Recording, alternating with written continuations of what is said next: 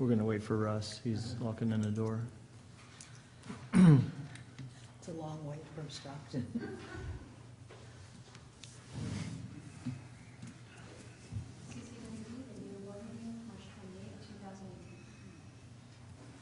Okay, welcome everybody to the Calaveras County Water District regular board meeting, Wednesday, March 28th. It's 1 p.m. Please join me in the Pledge of Allegiance. Pledge allegiance to the flag of the United States of America and to the republic for which it stands, one nation, under God, indivisible, with liberty and justice for all. Good morning. Take roll. Director Strange? Here. Director Danielson? Here. Director Rademan? Here. Director Thomas? I'm here. Director Edwards? Here. Okay, item 2 on our agenda is public comment. At this time, members of the public may address the board on any non-agendized item. The public is encouraged to work through staff to place items on the agenda for board consideration. No action will be taken on matters not listed on the agenda. Comments are limited to 3 minutes per person. Do we have any public comment today on anything that's not on the agenda? Please come to the microphone and the podium and identify yourself, please. My name is Cody. I'm from Copperopolis, California. I brought copies of what I'm going to present to you for each board member. I brought 5 copies.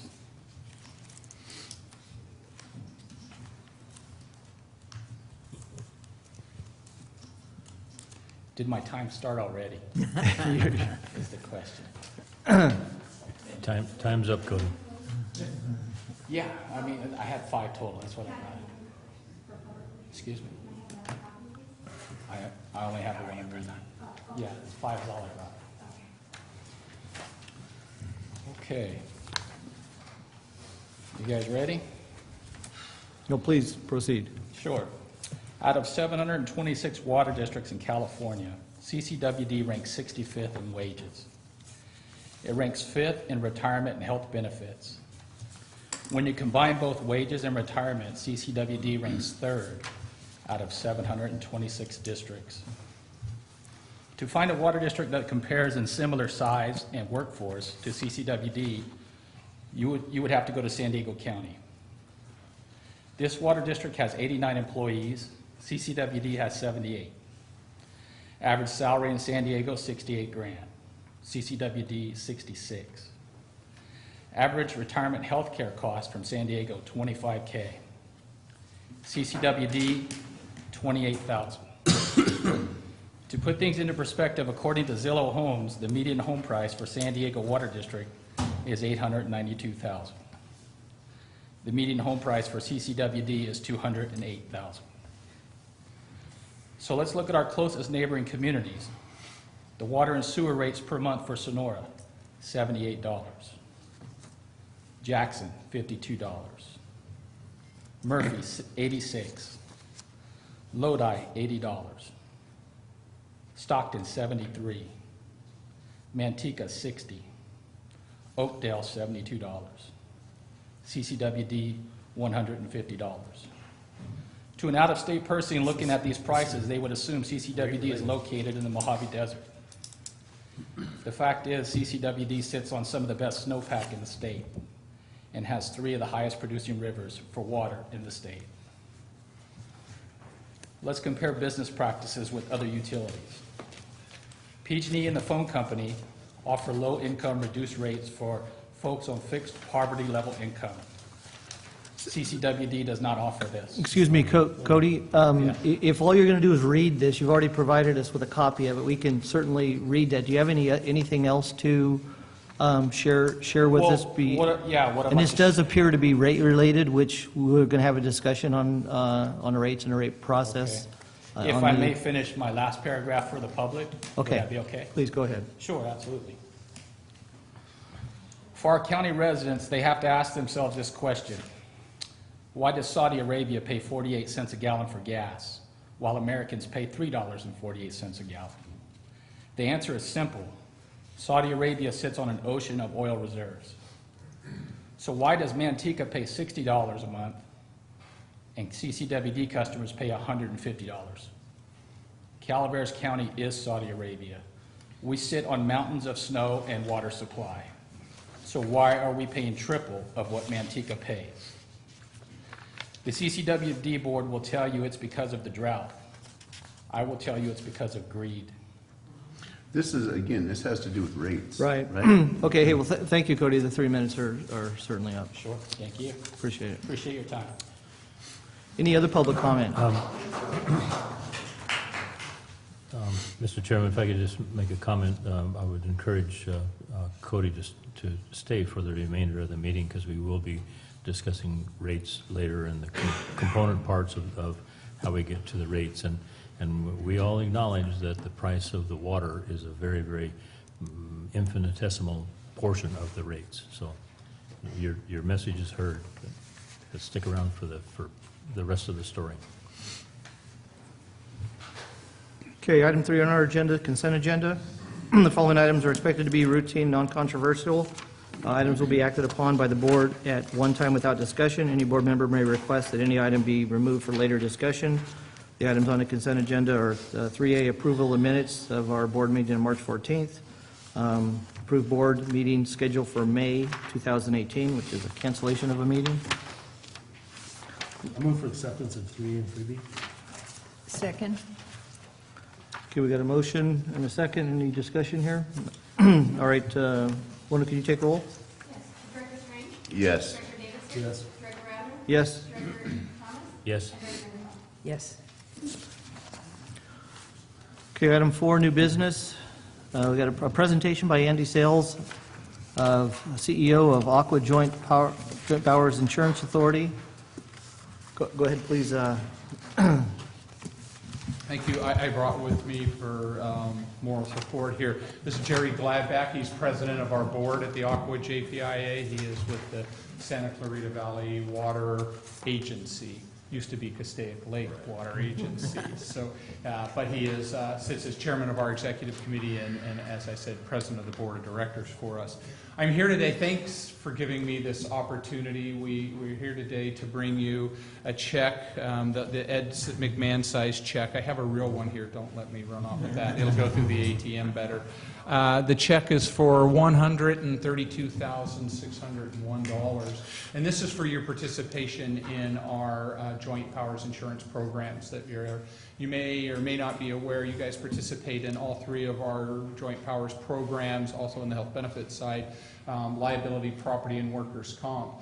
There's about 360 water agencies throughout the state that participate in these programs, and all of these water agencies are public agencies like yourselves, which makes the Aqua JPIA a public agency as well. So our books have to come to zero every year. In other words, whatever the cost of the program is, that's what is charged to the members. If there's anything left over, it goes back to the members. On the flip side, if it turned out to be more, then there could be additional sums. We have a mechanism to take care of that. I'm here today to say congratulations to the board of directors for all that you do, but I'd have to say really the kudos goes to Dave and your staff here present today and the effort they've put into this. Just to give you a little bit of an idea here, we have as I said, these are pooled programs. So, for instance, in the liability program, the first $5 million of each claim is shared by approximately 300 plus water agencies around the state. And so the way that we are successful is by reducing our exposure to those losses. Liability losses would be somebody sues the district for maybe a pipe break or an automobile accident or an employment practice claim. That's kind of how the liability program kicks in. The property program is kind of like your homeowners. It would be for your vehicles, your pump stations, your buildings, your assets, and then, of course, workers' comp is for workers' comp. So we do a lot of training to help our water agencies reduce their exposure to loss and hopefully minimize the severity of a loss if it happens. And your staff has been very participatory in that training. I think in the last year here, you've hosted 6 different training classes for your employees to take advantage of. This was on-site people training from such areas as 9 different classes Couple of sexual harassment trainings mandated by the state, you've done that, a traffic control and flagger, a fall protection, asbestos pipe training. So they're really looking at the gamut of training available to them, and there's no fee for those training.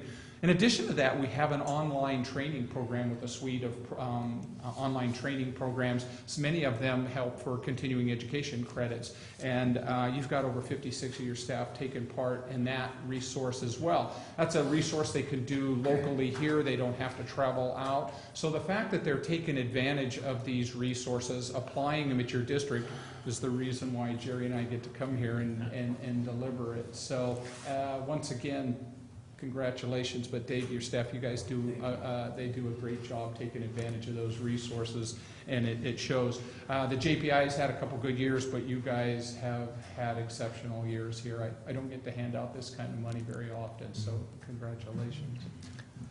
And I too would like to congratulate you.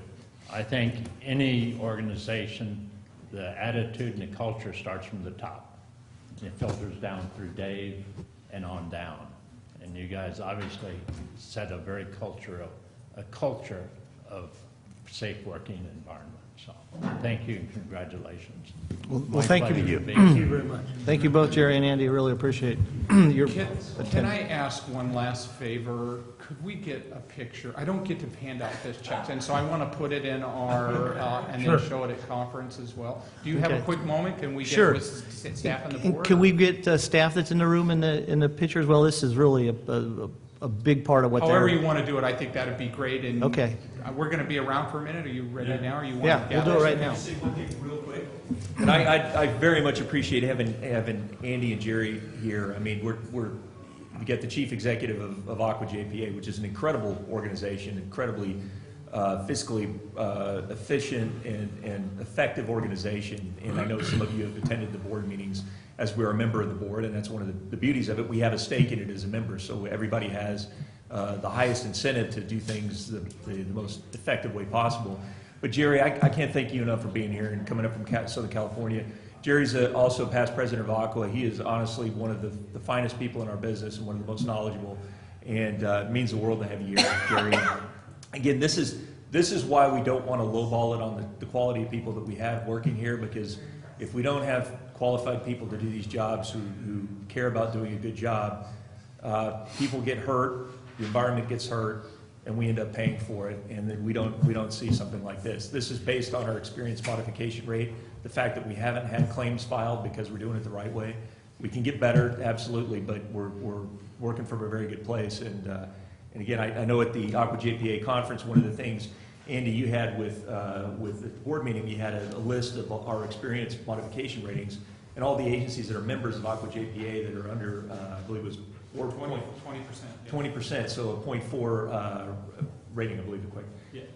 And you were saying how incredibly, that's a phenomenal level to achieve. And proudly, I was so proud because we were one on there for every line of insurance that we have with JPIA. So in any event, I appreciate you guys being here, and we want to continue to host your programs and take advantage of your awesome services. So. Well, thank you. I can't guarantee you that we see checks like this.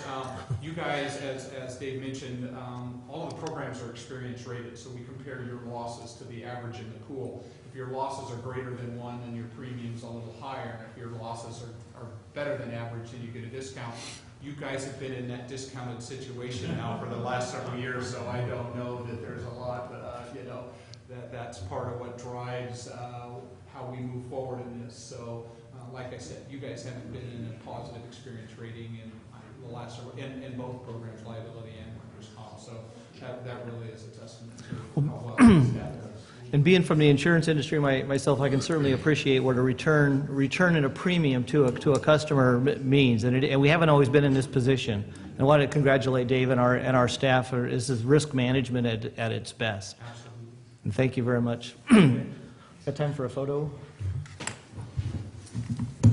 We think down here, and then we could put your mission statement in the back. That'd be great. Are you going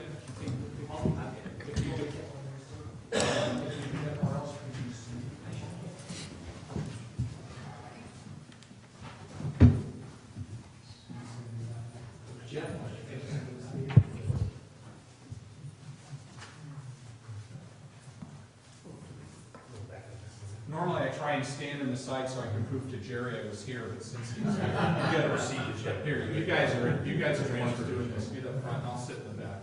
Do we want to have a couple rows? Yeah, why not?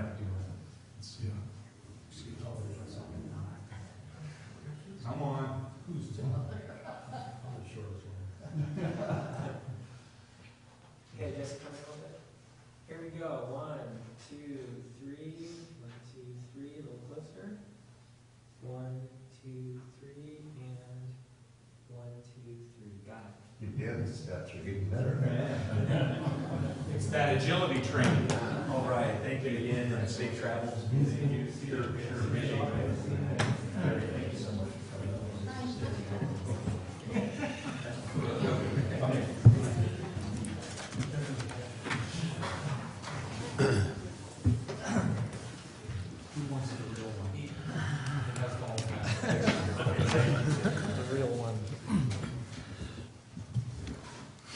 Okay, item 4B on our agenda, discussion action regarding state legislation in the 2018-19 session.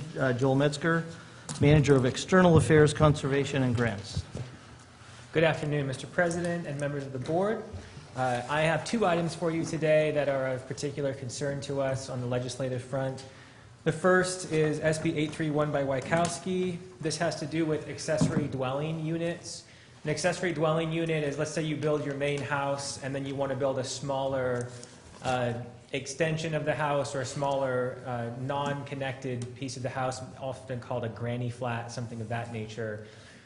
This would regulate what the water district can and can't do in terms of charging a capacity fee to have that hooked into the system for sewer and water, and also charge additional rates for that accessory dwelling unit.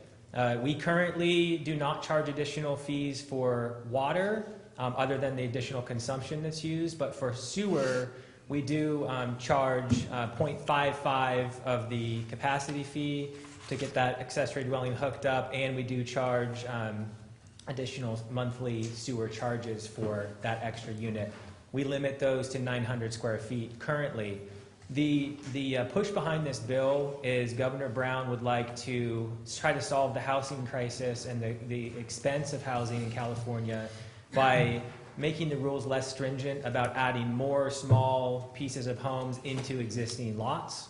Right now, it can be cost prohibitive to do that throughout much of the state. This would strip out a lot of the protections for local counties and water districts and all kinds of districts to charge fees for those additional units. And so we just have looked at this, and it would not be fair for all of this additional building in to come in and have no additional capacity fees to help upgrade our plants to accommodate that growth, or be able to charge additional fees on a month-to-month basis to cover our cost to provide what could be a very large addition. And this is actually calling for 1,200 square feet being the limit, whereas ours is currently at 900. That's bigger than some houses in Calaveras County as it is. So our recommendation to the board is that this is simply not workable. It would create a huge inequity for current ratepayers if these could go in without paying their fair share. And we plan to oppose it if this board agrees. This is also the position held by the Association of California Water Agencies. Mr. President, I know, and Joel, I know that we have it referenced in the agenda report as 2 motions, but I would suggest we just take it as 1 motion for both items. The second bill we want to bring to your attention is SB 998. This is by Dodd. SB 998 has to do with water shutoffs, and I did highlight a few of the most concerning components of this bill. One of which is we would be extremely limited in our ability to shut off people's water service. Currently, if you're delinquent, about 21 days you will have your water service shut off. This bill would expand that to a minimum of 60 days before water service could be shut off due to non-payment. It also would require that many additional notices are given to folks in terms of phone calls, website postings in multiple languages, and then also checking in with the health department at the county to have them analyze the situation to see if it would create a health and safety risk before we would have the ability to shut those folks off. There would also be income requirements. So someone who is below 200% of the federal poverty guideline, would be difficult to shut them off, but if we did shut them off, And they could apply for a waiver of all reconnection fees if they could prove that they were under that poverty guideline limit. All of these things are concerning because we need to make sure that we do have the ability to make sure that people pay their rates. And if they don't have to pay their rates and there's no credible threat of the water being shut off, we could have people go for months, if not years, without paying their water and sewer rates.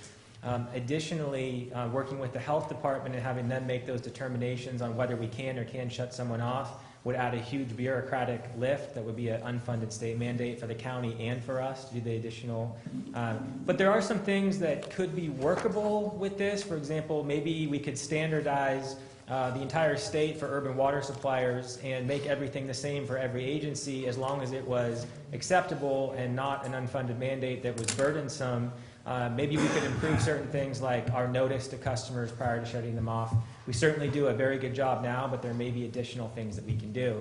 So the opinion of staff is that while this bill is very concerning in its current language, in its current form, we do have the authors, staff, who said, we'll work with you on making amendments to this. We're not going to push it through exactly the way it is. We want to work with you and go back and forth.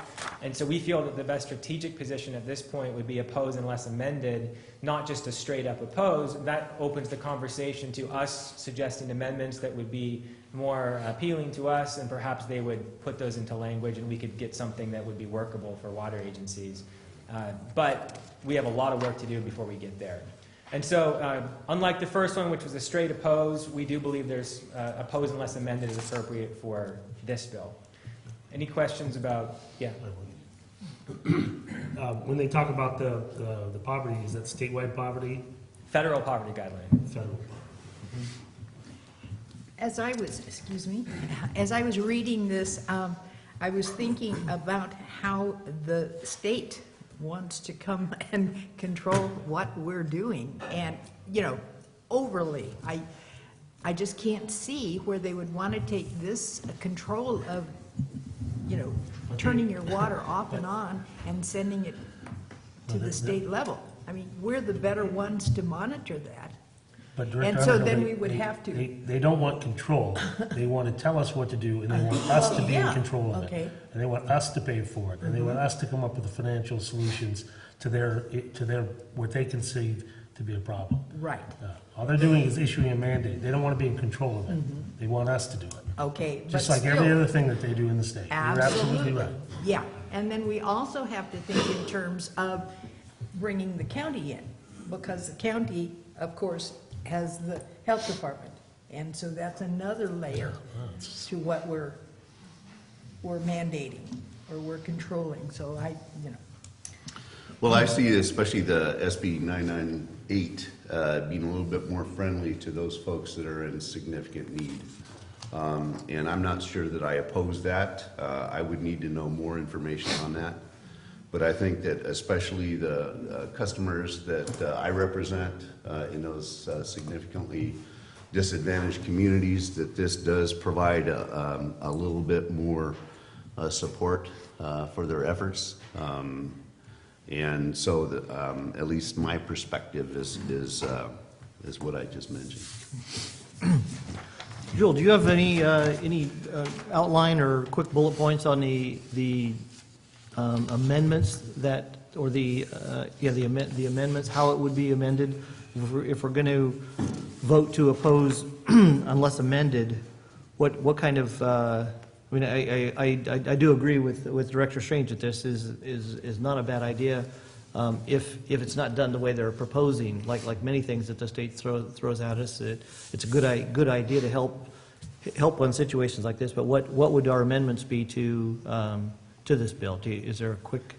Yeah, so we personally have not written amendments, and the Aqua State Ledge Committee has not put forth amendments. We're still analyzing the bill, but I can tell you the things of most concern. One is requiring the health department to give an okay before we can lock someone off. That's a huge unfunded state mandate. We'd like to push back on that a little bit and perhaps not require the health department to make that determination. Maybe it would be the customer could send in a request that says, hey, I have a special situation, and only then would it be reviewed, instead of every single lock-off being reviewed. I think that would be one thing that we would put in there.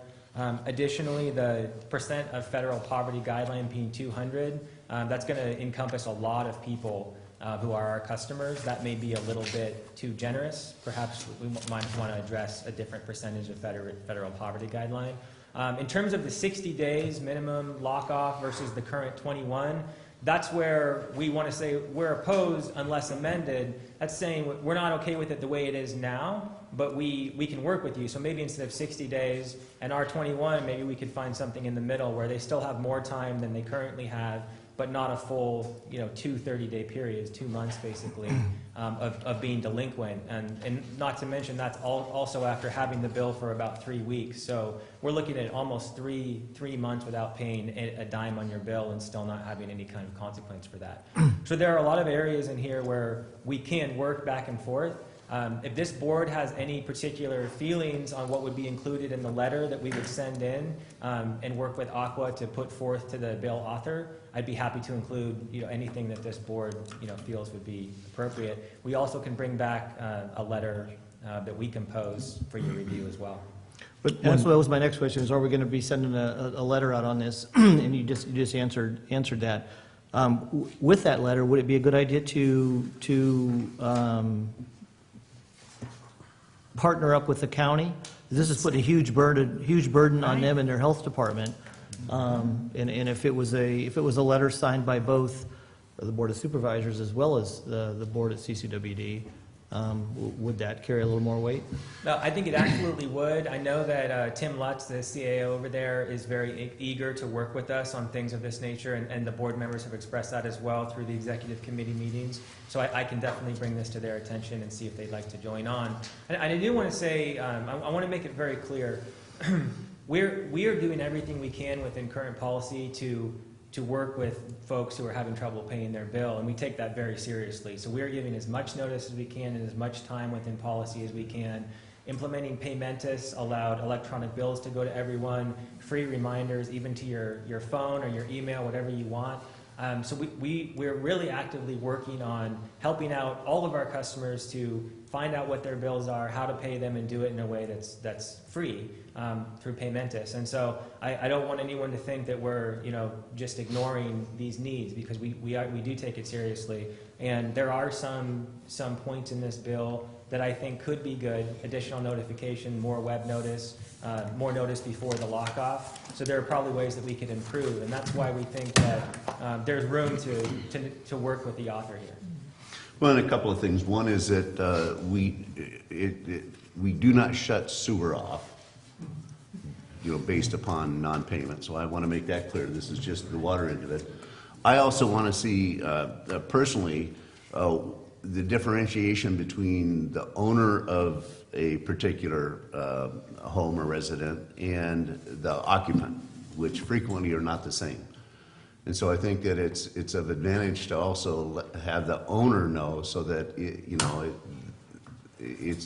the owner could be more involved with that decision and possibly support for making those water payments to maintain that. But this is so new, and I also am a little uncomfortable. I think that these two bills probably should be separate as we discuss them and as we adopt them, because they're definitely the language, they're very different bills. So I would suggest that maybe we do separate those two out. Dave? Yeah, Mr. President. Joel, I realize there's a time sensitivity as things are in policy committee, and that's why we're trying to weigh in. But I think given the conversation here, I would suggest we do separate, as you were saying, Director Strange, and we I think go to the Legal Affairs Committee with our further discussion on the amendments that we're seeking. And also that would give us a chance to include this within a discussion with the county to determine whether they would also be willing to go to the board for a position on it. And then we can come back at the hopefully our next board meeting with a recommended position on this. That's on 998? Yes.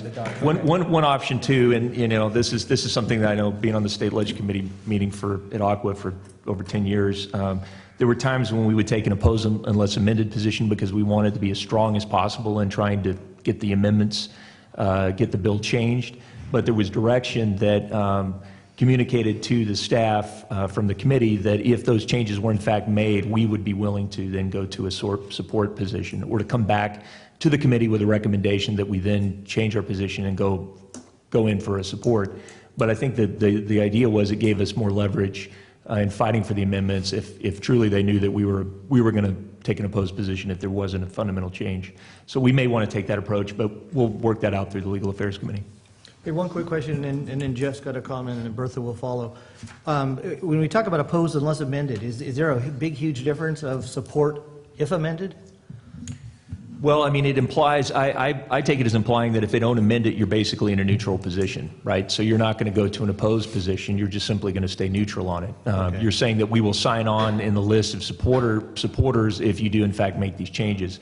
That, that can be persuasive, but I think if clearly AQUA and its members have gotten the attention of the author through taking the position of an opposed unless amended, because a lot of times they want to take the time to work with those who have made it clear you need to take a moment, you need to pause, and you need to take our concerns seriously, because your bill becomes more complicated in the legislature if then we have to go to an opposed position. Then you truly, I mean, that's always a critical factor, is having stated opposition who will then show up to testify against it. So. Okay, Director Davis. Yeah, just on the latter of these bills, I see no way that this will occur without somebody paying for it. Without question. I mean, the county is not going to come and do inspections for free. I can't imagine. So I think that is going to be another thing that's going to be added onto these bills that now could be as late as 90 days late, which may be even a bigger burden for somebody to come and prioritize. Terry's point, landowners already are notified and are the responsible parties for all water bills by current policy here. Even if there's a renter in there, the renter can get notified, but the owner always gets notified as well already. So I mean, I just think let's be honest with this. This is going to increase costs. There's no question about it. It'll increase the overall cost, and somebody has to pay for it. So I mean, it's great to be as philanthropic and work as much as we do. I'm actually very proud of the efforts that staff has made to make paying bills easier for everybody. Even having tenants be able to pay their own bills was a big change, and that was a big problem a while back when the landowner was the only one that could get a bill, or the landlord. That was a huge change. The Pimentas has been a huge change. So I think we've done a good job. But I mean, let's just call it what it is. This is going to cost this district more money, and somebody's going to have to pay for it. And so we're going to end up with several classes of ratepayers. And I know earlier we had a discussion about what PG&E and phone companies will do. We currently don't have the authority to have separate classes. We can't charge people separately. We can't charge them separate based on their income, based on anything about them. It's against the law. So, I mean, if that changes, the bottom line is somebody has to make it up. It's gonna be bureaucracy costs money, and this is definitely going to add a lot of bureaucracy to the billing process. Director Underhill? Okay, and Jeff, I concur with you on what you're saying as far as, what we're doing as far as paying by our customers being able to pay, but I want to make sure, Joel, and I congratulate customer service for their outreach to our customers. We do have a lot of customers who still do not have access to a computer. They do not have internet service. So I want to make sure that everyone is addressed in whatever changes we're making, because it's all over the county. Right. And we do have a program in place where the legal deeded owner can give us instructions and a signature to have the paper bill sent to folks who don't use internet, and so they will have the bill sent directly to them, and they can make payments just as though the owner would, who receives the paper bill. So we can do paper, we can also do electronic, whatever works for the customer. Okay, thank you.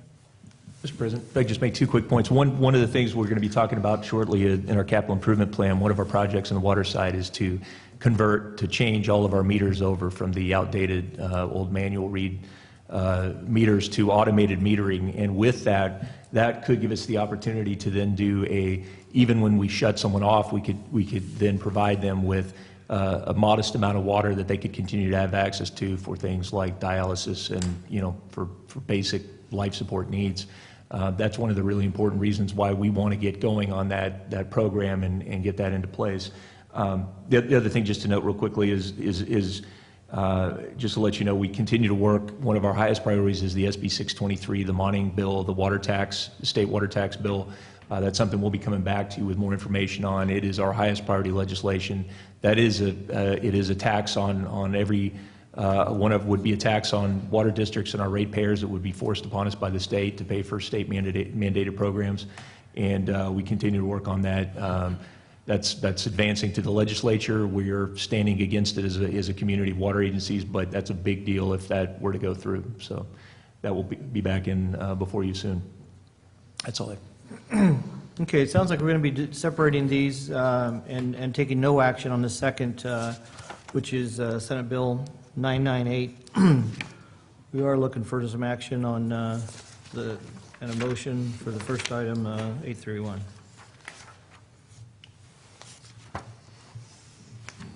I'll make a motion before public comment, or? We could, yeah. All right, I move that we follow the staff's recommendation on the SB 831 bill. I second. Okay, we got a motion and a second to take action as of an opposed position on Senate Bill 831. Any public comment on this item? Okay, seeing none, Mona, will you take roll? Oh. Please come to the microphone and identify. Of county, and now I'm a widow and fixed income, but I notice that there's a lot of medical necessities, and that has to be considered. Before you shut somebody off, they have to have their water. I try to travel and bring little snacks and things with them, and water is one of the main things that I have to make sure their water is working, and that should be a real concern to you guys. Don't forget that. Of all ages, young and old, it doesn't matter. Thank you. Okay, Mona, will you take roll, please?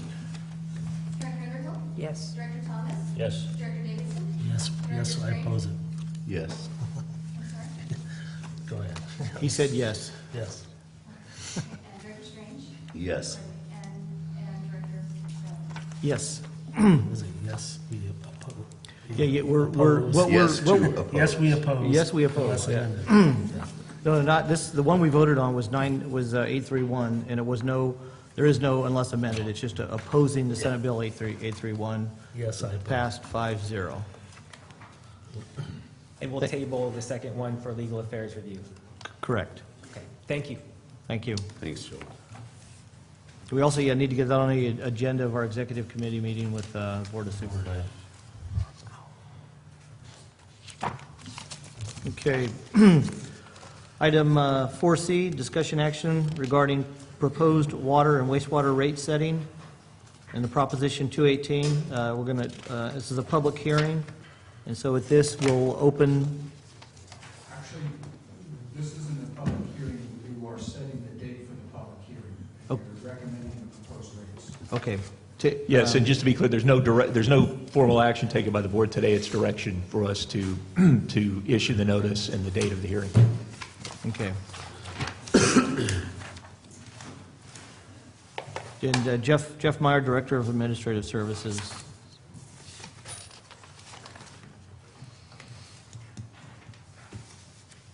Will be presenting this item.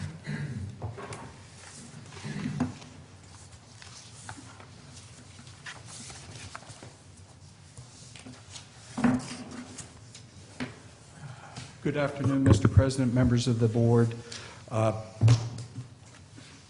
This is starting to sound like a broken record because we've been before your board numerous times explaining this process going back to almost a year ago, the basis of our financial analysis, the last two financial audits, and the process of a cost of service study.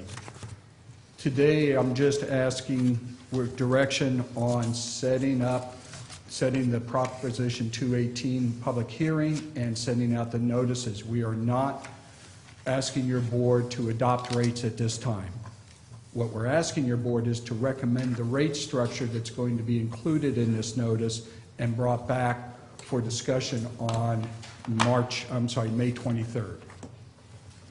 So today we're going to discuss and we'll review the proposed rates for water, sewer, talking about water shortage rates and also agricultural rates.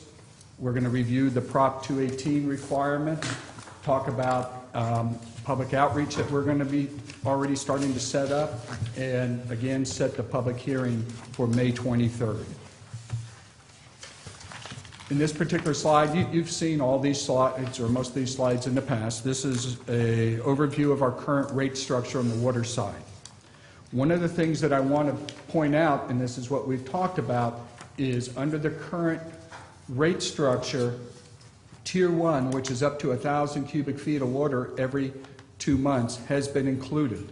However, based on recent court rulings under Proposition 218, which is part of the state constitution, amending the state constitution, we have to change the methodology and the structure of our rate structures to be compliant.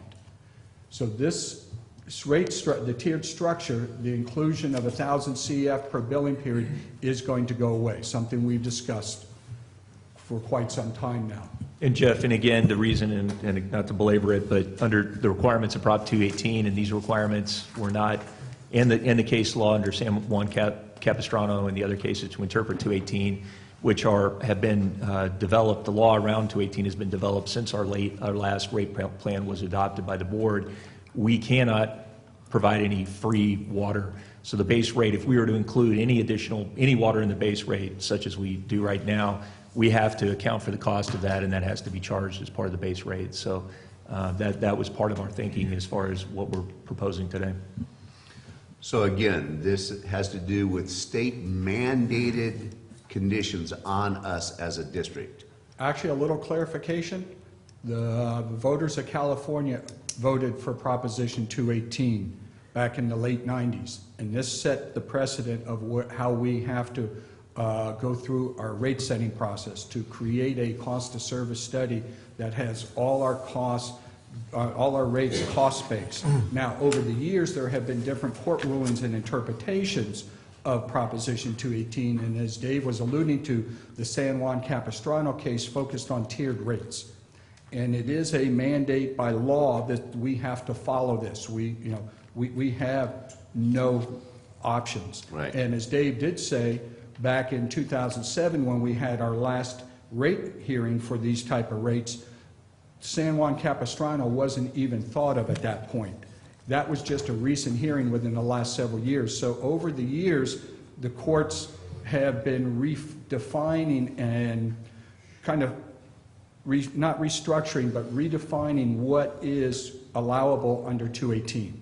And that's why we're doing what we're doing here. And it's also why we're also taking a look at different classes, because we have to allocate costs for class. In the past, we've had one class, underwater, residential. Now we're going to have different classes. We have to have residential, we're doing non-residential, and irrigation/landscape. And that's so that we're in alliance with 218.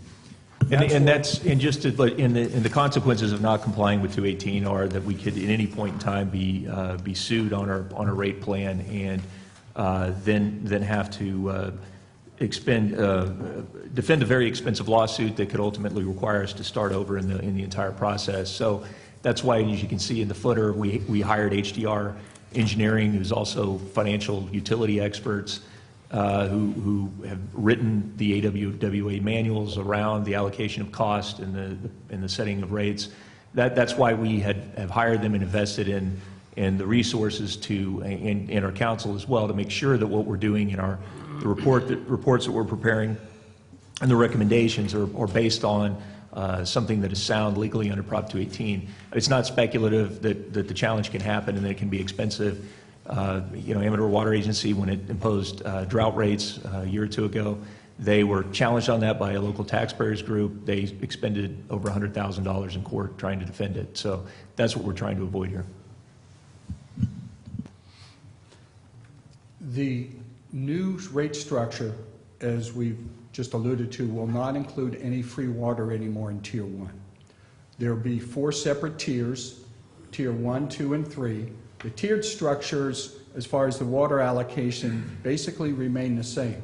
Tier 1, and this is for a bi-monthly bill, is 0 to 1,000 cubic feet, and 100 cubic feet is 748 gallons. That's 7,480 gallons included in Tier 1.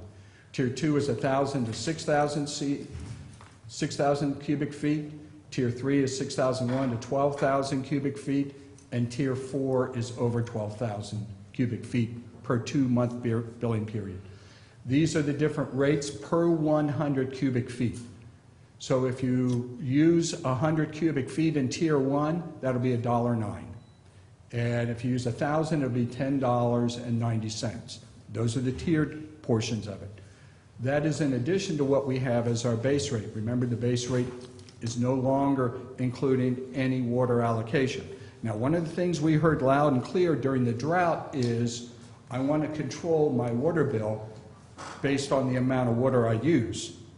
If I'm given 1,000 CF, I have no ability to reduce my bill because that's the allocation. Now individuals do have the ability to control their water bill, as well as in drought or in normal circumstances. That's where the tiered structure comes in and allows that flexibility. That, and again, and just to, and by reference, cubic foot of water is about a 7.5 gallons. So that's the magnitude of what we're talking about. But really, that is Jeff's saying. I mean, particularly now with the position we're in, as every other water agency in California with under Prop 218, if we are required to charge for every drop of water that we deliver, based on everything that we've heard from our customers, and that's what we've heard during the drought, plus the outreach that Joel and I have done across the community with stakeholders, there was a strong desire to have maximum control over the ability over the use of that water and the being charged for that water. So that's why the recommendation is as it is here, and as you'll see, that we don't have water allocated in a base rate. And the thought within the drought period of the drought was people who were using less than the allocation in the base rate. We're not seeing any change in the rate because of that, because that's just, again, part of the base rate. And they felt that was unfair, that they were doing their part to save water, and yet they didn't see any reflection of that. And we're trying to give as much control over that as possible. In fairly simplistic terms, the base rate is the cost of delivering service to the meter. And the tiered costs are the cost of the water itself. Unlike other agencies, Southern California, we do have a great supply. We don't have to pay a third party to purchase our water. But there's other costs associated with that: treatment, electricity, permitting fees, and so forth.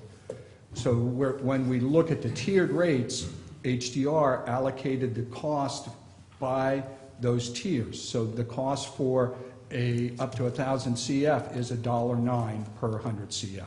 So these are all cost-based rates. When we're looking at non-residential, that can be commercial, also multifamily. There are no individual tiers. You pay for all the water that's consumed, and it's $1.47 per 100 CF. And on irrigation and landscape, it's $1.78 per 100 CF, and there's no tiers on that. And that, again, is all based on the demands these individual classes place onto the system and the costs associated with that. And that's something we also heard in our outreach, was the business community wanted to be treated as a different classification of water customer. And that is in of course, with the analysis of HDR, we've determined that is the standard, that is the norm across the state, and we really needed to do that to truly account for allocating cost and rates associated with each class of customer. One more footnote before I go to the next slide. On the current rate structure, we had different amounts of water allocated under the different tiers based on meter size. We have done away with that. It's just the 4 tiers regardless of meter size. The base charge on meter sizes will increase based on the size of the meter. All our base rates are based on a 5/8" meter, which is about 95–97% of our meters out there, and that corresponds to the number of residential customers we have in comparison to commercial and irrigation landscape meters. This chart is a summary of the current rate structure on the left by meter size, and it also shows the different costs going out over the 5-year span of this rate plan. As you can see on the 5/8" meter, the base rate does go down a little bit, but we do also have the consumption that's now part of that. This is all information that you've seen in the past, and it does not change. And this shows you again what the tiered rate structure is going to be for the different tiers in the middle of the chart, and also for non-residential and irrigation landscape. And as you notice, the different base rates for the different size meters, that's based on AWWA standards for higher costs based on the volume of water that goes through larger meters.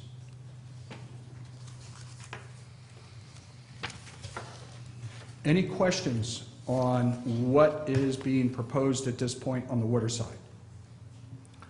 Nope, proceed. We've seen all this before. Yeah. At The least thing twice. that I think is pretty significant is the fact that for the first year, our base rate's going to drop. Yeah. The other part is, and I didn't include this slide, but we've talked about it, is if you look at the tiered rates for tiers 1, 2, 3, and 4, the tiered cost actually drops down. The cost per 100 CF dropped down to what we have currently.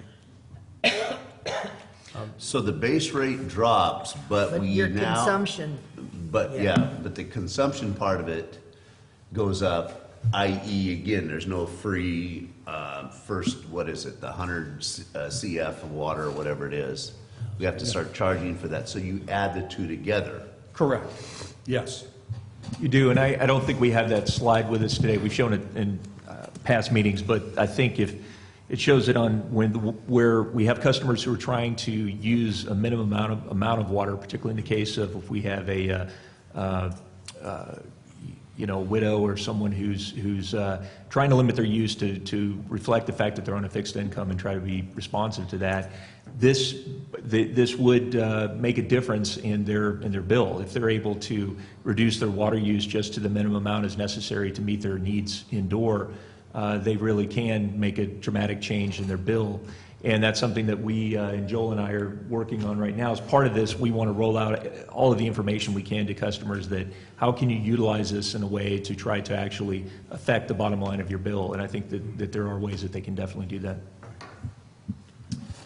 If I could just kind of verbalize a couple of concerns. You've been talking about the origination of the whole concept of the Prop 218. That it's voters of California got together and they said, wait a minute, we don't like the way the rates are being established, so here's some guidelines. So those have been in effect for quite a long time. And I understand, and everybody should understand, that we're not picking the rates out of the sky. The bill requires that we do this analysis and we identify all of our costs, and we can't charge more than our cost, isn't that? That is correct. Okay, it's that's cost-based. That's the basic thrust of the 218 legislation.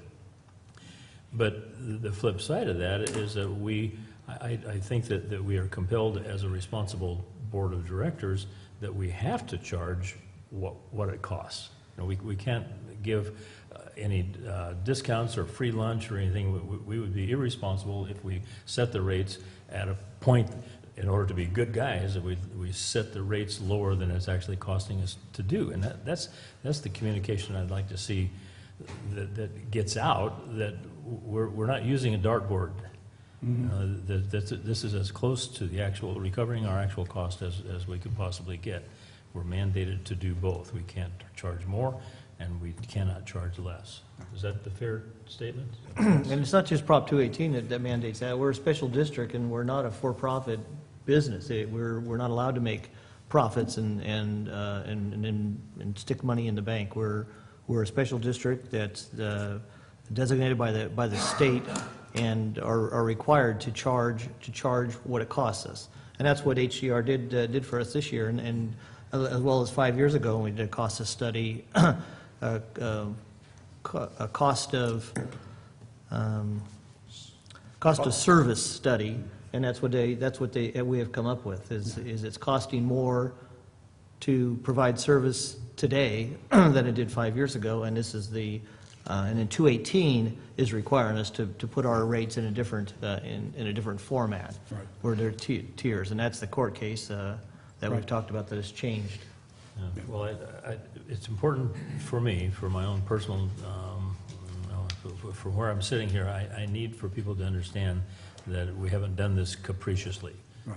Particularly me, I'm a new person on the board. I just have always wondered about, how do they do this stuff? And there's always a little bit of wonderment about why are the rates so high? But now that I've been sitting here for a year, I can see why the rates are as high as they are. We're trying our best to keep them down. We reduced cost of operations significantly to bring these costs down also. We haven't talked about that today, but that's a very important part of this discussion. So. And that's a great segue, because as you were talking, I came back to the discussion we had a little over, or not quite a year ago, when we identified the revenue shortfalls in both the water fund and the sewer fund. We identified what those were, and we decided that we were going to not place the burden, 100% of that burden of the increase on the revenue side. We were going to reduce expenditures as well. And we went through that whole process of identifying how costs are allocated between the water fund and the sewer fund. We were looking at the minimum of 20% target reduction of that gap, that funding gap. We went through that process, which minimized, it brought down the need to reduce the need for higher rate revenue to cover that funding gap. The other part is, and I know I'm as guilty as anybody when I say Prop 218. In reality, Prop 218 changed the California Constitution.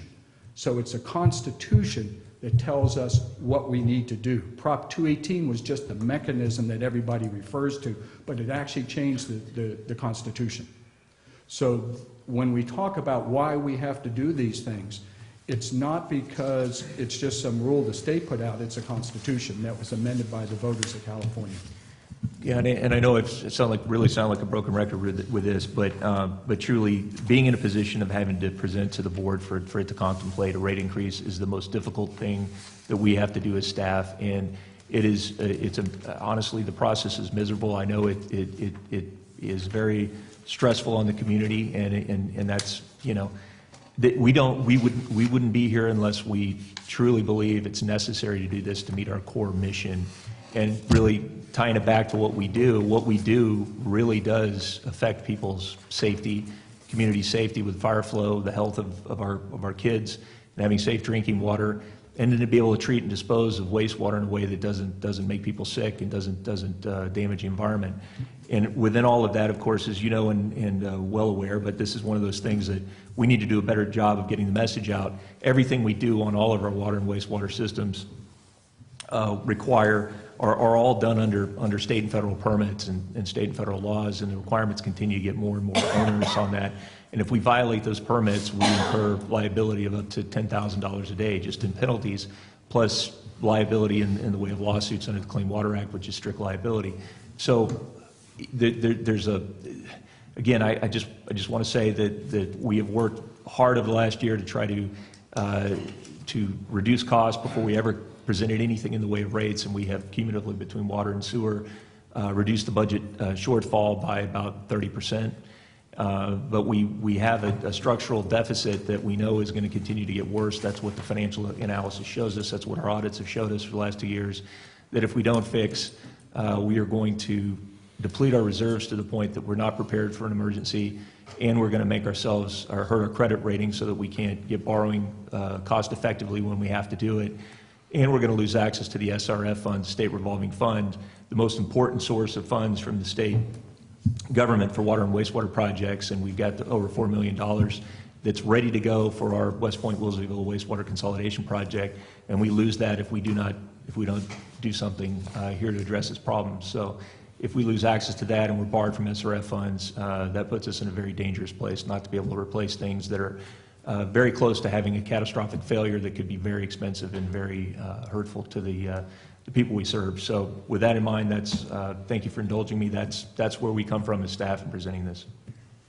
And I'm not so sure that, I think what we're going to have to deal with, I mean, to call it what it is, we're going to have to deal with some of the things that, is a real challenge, and that is employee salaries, retirement, and that's where we're going to get, especially from disadvantaged communities, we're going to have, a real challenge. And yeah, we have to defend that, but at the same time, the SEIU and unions and all these other challenges that we had to go through, unfortunately, that's not open to public discussion and public review, a lot of those internal, challenges that we face. And so I think that we have to be aware also of, as I was during the whole evaluation of salary increases and whatnot, is where are we in comparison to a lot of other places, and some of that information was provided to us a little bit earlier. So yeah, that's all part of the cost of delivering a gallon of water or treating a gallon of wastewater. Correct. Before I leave this slide, I know these base rates for a larger meter size can be rather intimidating. But as I said earlier, we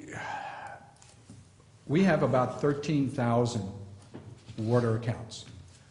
Just over 100 of them are meter sizes greater than 5/8. In fact, we only have one 4-inch meter, and that provides water to Blue Lake Springs. So most of them are in this area right here, and that's where we're going to be focusing on. But I wanted to make sure it's out there, and this is what we have to provide the public. We talked last time about water shortage rates, contingency rates, and Dave alluded to what AWA, Amador Water, went through recently. Yes, when the drought came about recently and the state mandated water cutbacks, we did not enact any water shortage rates. What we want to do here is be able to give us the option if some type of water emergency happens, we lose water to from one of our reservoirs, we lose the ability to have those revenues that we need to support operations, because remember, we're cost neutral. Our costs basically remain the same. If our revenue goes down, then we're in a predicament. Over the drought, the height of the drought, we were losing $700,000 a year in revenues. We looked at reserves as such that we can't do that anymore. So what we want to be able to do is have another tool in the toolbox to be able to address water emergencies. And this is only going to be enacted by a vote of your board. And these target stages that are up on the screen here comes from the district's urban water management plan. And these were tied into state requirements. If we have to reduce water by 10%, what the effect does it have on us? If we have to go to stage 2, between 11 and 15%, all the way up to stage 5, where we have to reduce water use by 50%. And these proposed surcharges are only on the tiered side. Base rates will not change, but these tiered surcharges per 100 CF will be added onto the proposed tiered rates. So it's in addition, and it's made to make up for any lost revenues. Now, that's not to say that you have to, if we're in stage 3, we're required to reduce water consumption by, say, 22% by the state. You as a board have the option to declare a lower stage. And you can go say, we're only going to go with stage 2, so our rate increase may only be the 20 cents per 100 CF. So there's a lot of flexibility in that, and it will be based on experience. It's not as if we enter a drought and we have to do mandatory reductions starting this summer.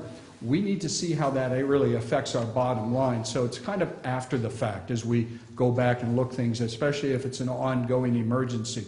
However, in the case of, let's say, for some reason, we lose water out of Spicer, or Maloney's and downhill, and we lose that, and we have to do major emergency reductions. You will have that opportunity at that time as well. And part of this is to give us tools to be able to encourage conservation as well.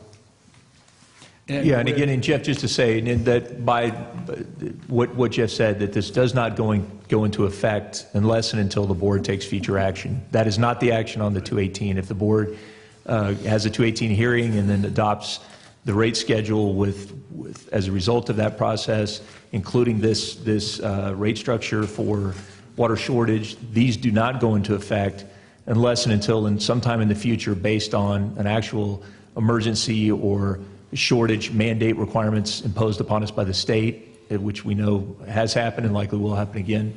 This would be an option for the board to consider. It could reject it entirely, as the board did over 5 years of one of the worst droughts we've ever had in history. But this is to have the options so that we don't have to be in a position where, in the midst of an emergency, we then have to go through a Prop 218 process, which is time-consuming and expensive, when we may need to act quickly to respond to something that's happening.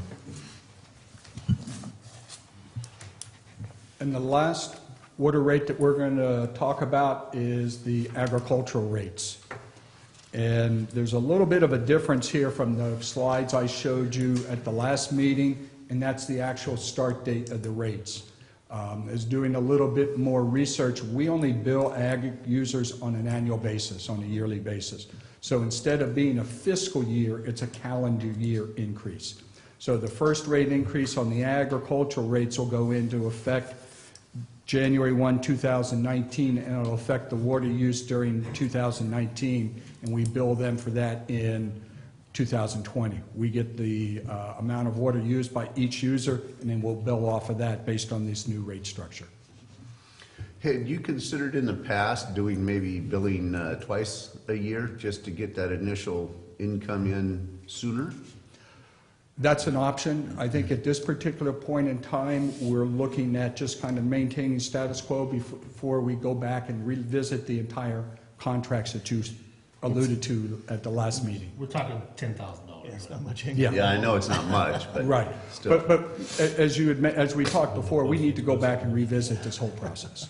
How many ag customers do we have? I think we have 11. 11. Yeah. And that, again, that rate has not changed. The existing rate hasn't changed since at least the early 80s. So costs have certainly exceeded that. And this is raw, untreated water. And they're taking it, they're using their own pumps, their own electricity, their own diversion. All we're doing is charging them for that water based on the costs that we incur through New Hogan and all the other processes to get it down the river. Any questions on the water side? If you'll indulge me a little bit, I'd like to see if we can do an illustration about the impact of the consumption, pardon me, the water shortage rates on a household that is trying their best to conserve. Okay. Okay. So they're not consuming more than their entitlement. They're not, say they're consuming 500 cubic feet. Okay. Okay. So what would happen to them is their bill, say in the 2018-19 period of time, would be $112.28. 2000, Well, going to the proposed water rates that. Okay. With their base fee and their use. okay. So, 112 yes, for the 2 months. correct. There's your base rate. Okay. Plus. Plus, And I think that's where he's going to. yeah. Yeah, but we're going to charge them 20 cents per 100 cubic feet. They're using 500 cubic feet, so the bill is going to increase by $1. Is that? No. Okay, if you're looking at, it depends on, let's say we are in stage 2. Yeah. You're assuming stage 2. Mhm. You're using 500 cubic feet. Yeah. That's 5 units of water. That right. And times 20 cents, you're right, it's $1. It's Okay. $1 extra. All right. So the family that could hear that, oh my goodness, they're going to charge us more for our water because we're in a drought and we're trying to save as much as possible. Well, the impact is really not, the gravity is not huge. I mean, we all have to kind of share the burden, but I just want to make sure that my arithmetic is right, is that they're continuing to try, as they should, to conserve water, but we're not going to charge them more than $1 for that period of time. Under your scenario, you are correct. Okay, thank you. Your math is But correct. that's the thing that we always fail at, is making people understand that it's not a volume of water that you're paying for. You are paying salaries, retirement, infrastructure, for $300,000 VAC-on trucks. You're paying for Strategic Groundwater Management Act, which is a state mandate that's costing us hundreds of thousands of dollars to oversee and monitor each and every year. And then we haven't even begun any programs, which could add millions to our cost. You know, we're paying for, it's not the volume of water, you're paying for the $1 million of electricity that we use each and every year. That's what we're paying for. And they're basically fixed costs. Whether or not water, many times, if we don't use enough water, we actually, because of cryptosporidium, which is a problem, well, theoretically a problem, I don't know that anyone's ever gotten sick from it, but we've sure spent a lot of money trying to cause it. And if our tanks sit stagnant, we have to flush water just to get fresh water in there so we don't have a violation from the state. So we do a poor job at explaining to people, because like many people say, it's, well, we have so much water, why does it cost so much? You know? It is, we are an expansive district. We do not have terrain like San Diego or San Jose where everything is on an equal level. We pump water up and down, the pumps run all the time, they break, we have to fix them. Much of our infrastructure is 50 to 60 years old. I'll assure you, we're the only district in the county that is actually putting any significant money into our infrastructure. And lastly, I mean, not lastly, I'm sure I'll say something else, but we run a district that has to last forever. I mean, it's not like your rental or any other thing or your old truck that you can say, you know what, I've had enough of that. It's just become too expensive to operate. I'm just not going to do it anymore. We don't have that luxury. I mean, we're required by the state to do these things. And I tell you right now, not every district, particularly in this county, is doing anywhere near what we are, and even in the adjacent counties. Exactly. You know, and it is inevitable. Everything about a water district, a utility district, water sewer, it's all mechanical. One day it'll all break, and it could be catastrophic. And we have to be prepared. You know, I understand where people say, I'm not using much water, but when they didn't use much water, and we were not the ones that were touting that horn, it was the state of California, it was Governor Brown. We were not in a drought. There was a drought occurring all around us, but as far as water supply, we had adequate water supply the entire time.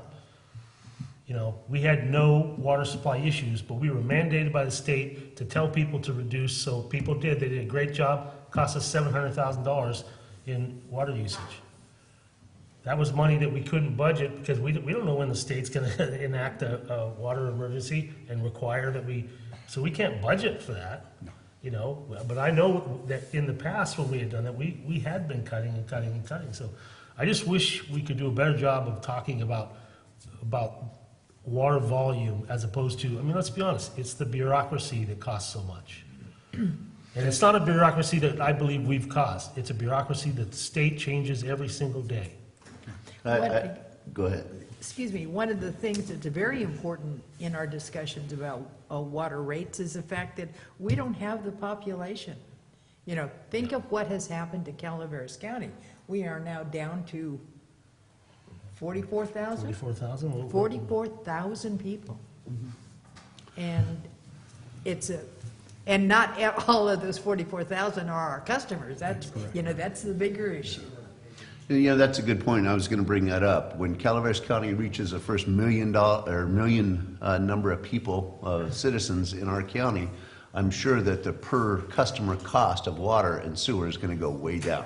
Right. Yeah. Okay?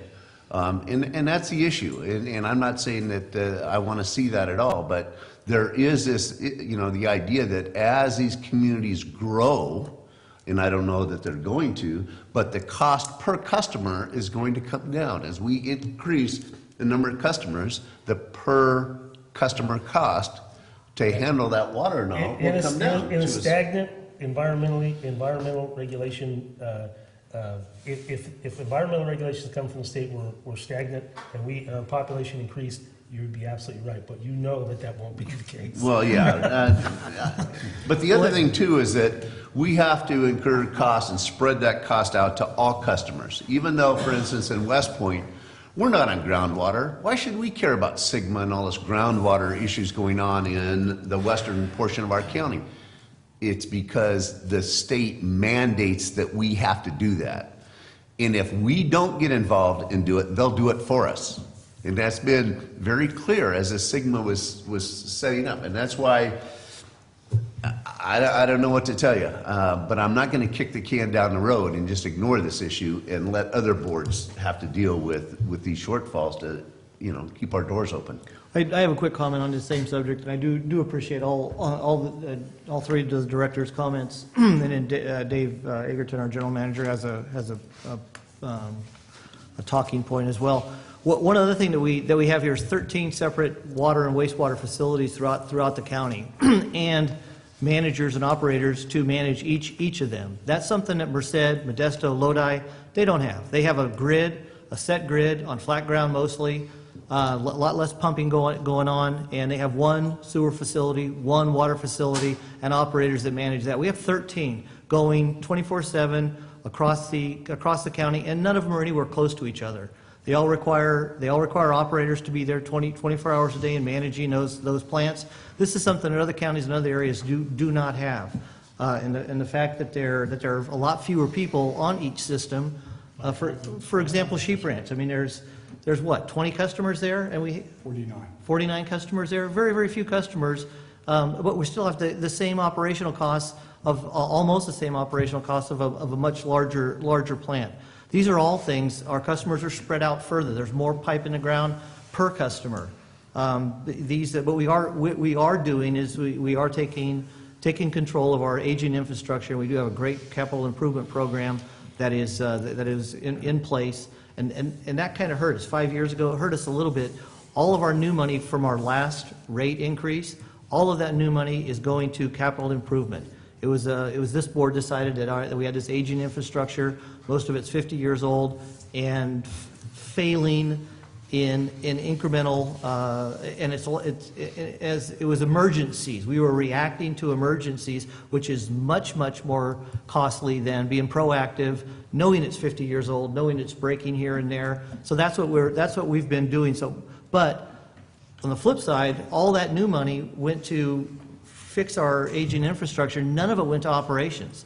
We've been limping by with the money that we've had, and that no new money, and cutting costs for the past 5 years because of what we did, because we're now taking care of our aging infrastructure, but we are neglecting operations. Most of this rate increase, if we do pass it in March, later on in May, will go to operations and continue operations, which are all the things that we've talked about, salaries and whatnot. Mr. Egerton?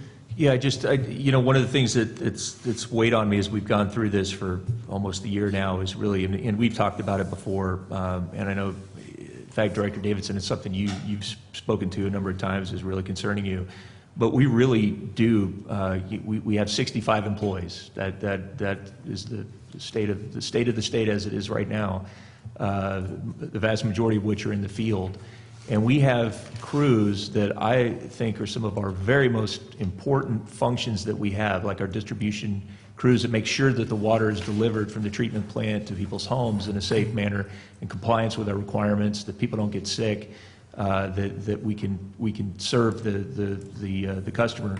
And likewise with our collections crews that are maintaining all of the collection system for our wastewater system. So in these areas like you're talking about, particularly with the difference, the topography and different, as you come up and down hills and areas are collecting sewage, and if you have a failure, electrical failure, for example, and you have very limited time, maybe minutes to respond to it before you have an overflow that sends raw sewage into a place like Lake Tulloch, which is one of our most valued amenities and is our source water for the community of Copperopolis, where we draw from that for the source water. Those crews, we're operating on crews like in distribution of 3 people. Crews in each of these areas across the county, and at one time those were as many as 5 people about 10 years ago. That really, really worries me. I think we're spread too thin. I think really these are skeleton crews in some areas that put us at risk. And I frankly don't like saying this in front of Aqua JPIA because I think it's a real challenge. Honestly, I wish we had the funds and what we're proposing to be able to dramatically increase that staff, but we don't. Now, on top of that, we've also got 50% of our employees eligible for retirement in the next 5 years as part of the silver tsunami of our industry, and that's an enormous challenge. We're going to have to find some way to use that with opening positions where people are leaving more senior, more higher compensated positions to fill entry-level positions, to get people in, to be able to do the basic tasks that we need to make sure that, again, we meet our basic mission. And really, that's what we measured all of this against. When we went to the cuts, we did those first. When we looked at rates, everything is about, let's get rid of the nice things to have, the things we'd love to have, a lot of things we even really value, but what do we have to do to meet our mission so that we don't violate our permits and we don't hurt somebody and we don't hurt the environment. So that's what's guided us. And again, and lastly, wrestling with salary and benefits is a constant issue. We have made advances in that with negotiations to be able to pull back some of those benefits and have employees share in those costs. And in fact, we have a compensation study that will be coming up in the next few months to tell us exactly how we relate to the market, similar agencies to our agency, and that's going to be very important. But I think I would hope that we can all support is the idea that obviously we want to be efficient, we want to be responsible, we want to try to control the cost as much as we can, but I don't think that we want to attract the least qualified people to do these jobs. Truly, that really can make the difference. I mean, we're relying upon these people and their licenses and their training. I mean, they're the ones who are watching these systems either in person or watching it on their computer on SCADA. There may be one person that is operating and has the ability to address an issue or not, and our ability to meet our requirements comes down to that. So again, that's all part of the thinking, and we're wrestling with a very difficult, larger issue here. I want to kind of add to what Dave was saying about some of the takebacks. I've been here quite a while, and when I first got on the board, we wrestled with staff. The retirement was 3% at 55. A few years thereafter, it was reduced for new hires to be 2.5 at 60. That's one of the takeaways we did. The district used to pay for staff's retirement in its entirety. That's been taken away. The district used to pay for the dependent health care. That's been taken away. And when I say it's taken away, I mean, I think staff recognize. I mean, a lot of people don't remember the course of events. Housing crash 2006? We had probably 10 to 15% of the residences vacant with nobody paying bills. That's a huge hit. That was the equivalent or worse than the drought regulations. Mm-hmm. Then we come in and we're followed almost immediately with drought, where we were losing hundreds of thousands of dollars a year because people were doing what they thought was right and wanted to do, which is use less water, but that cost us out of our budget too. We've had about a decade of downturn in Calvert County. We have less people here, as Director Underhill was saying. I mean, I know a lot of people don't want anybody next door to them, but the reality is, we live in an area where most of the lots are larger than an acre. If we lived in San Jose or one of these other areas where you're lucky to have a 10,000 square foot lot, that's a whole different environment to deal with.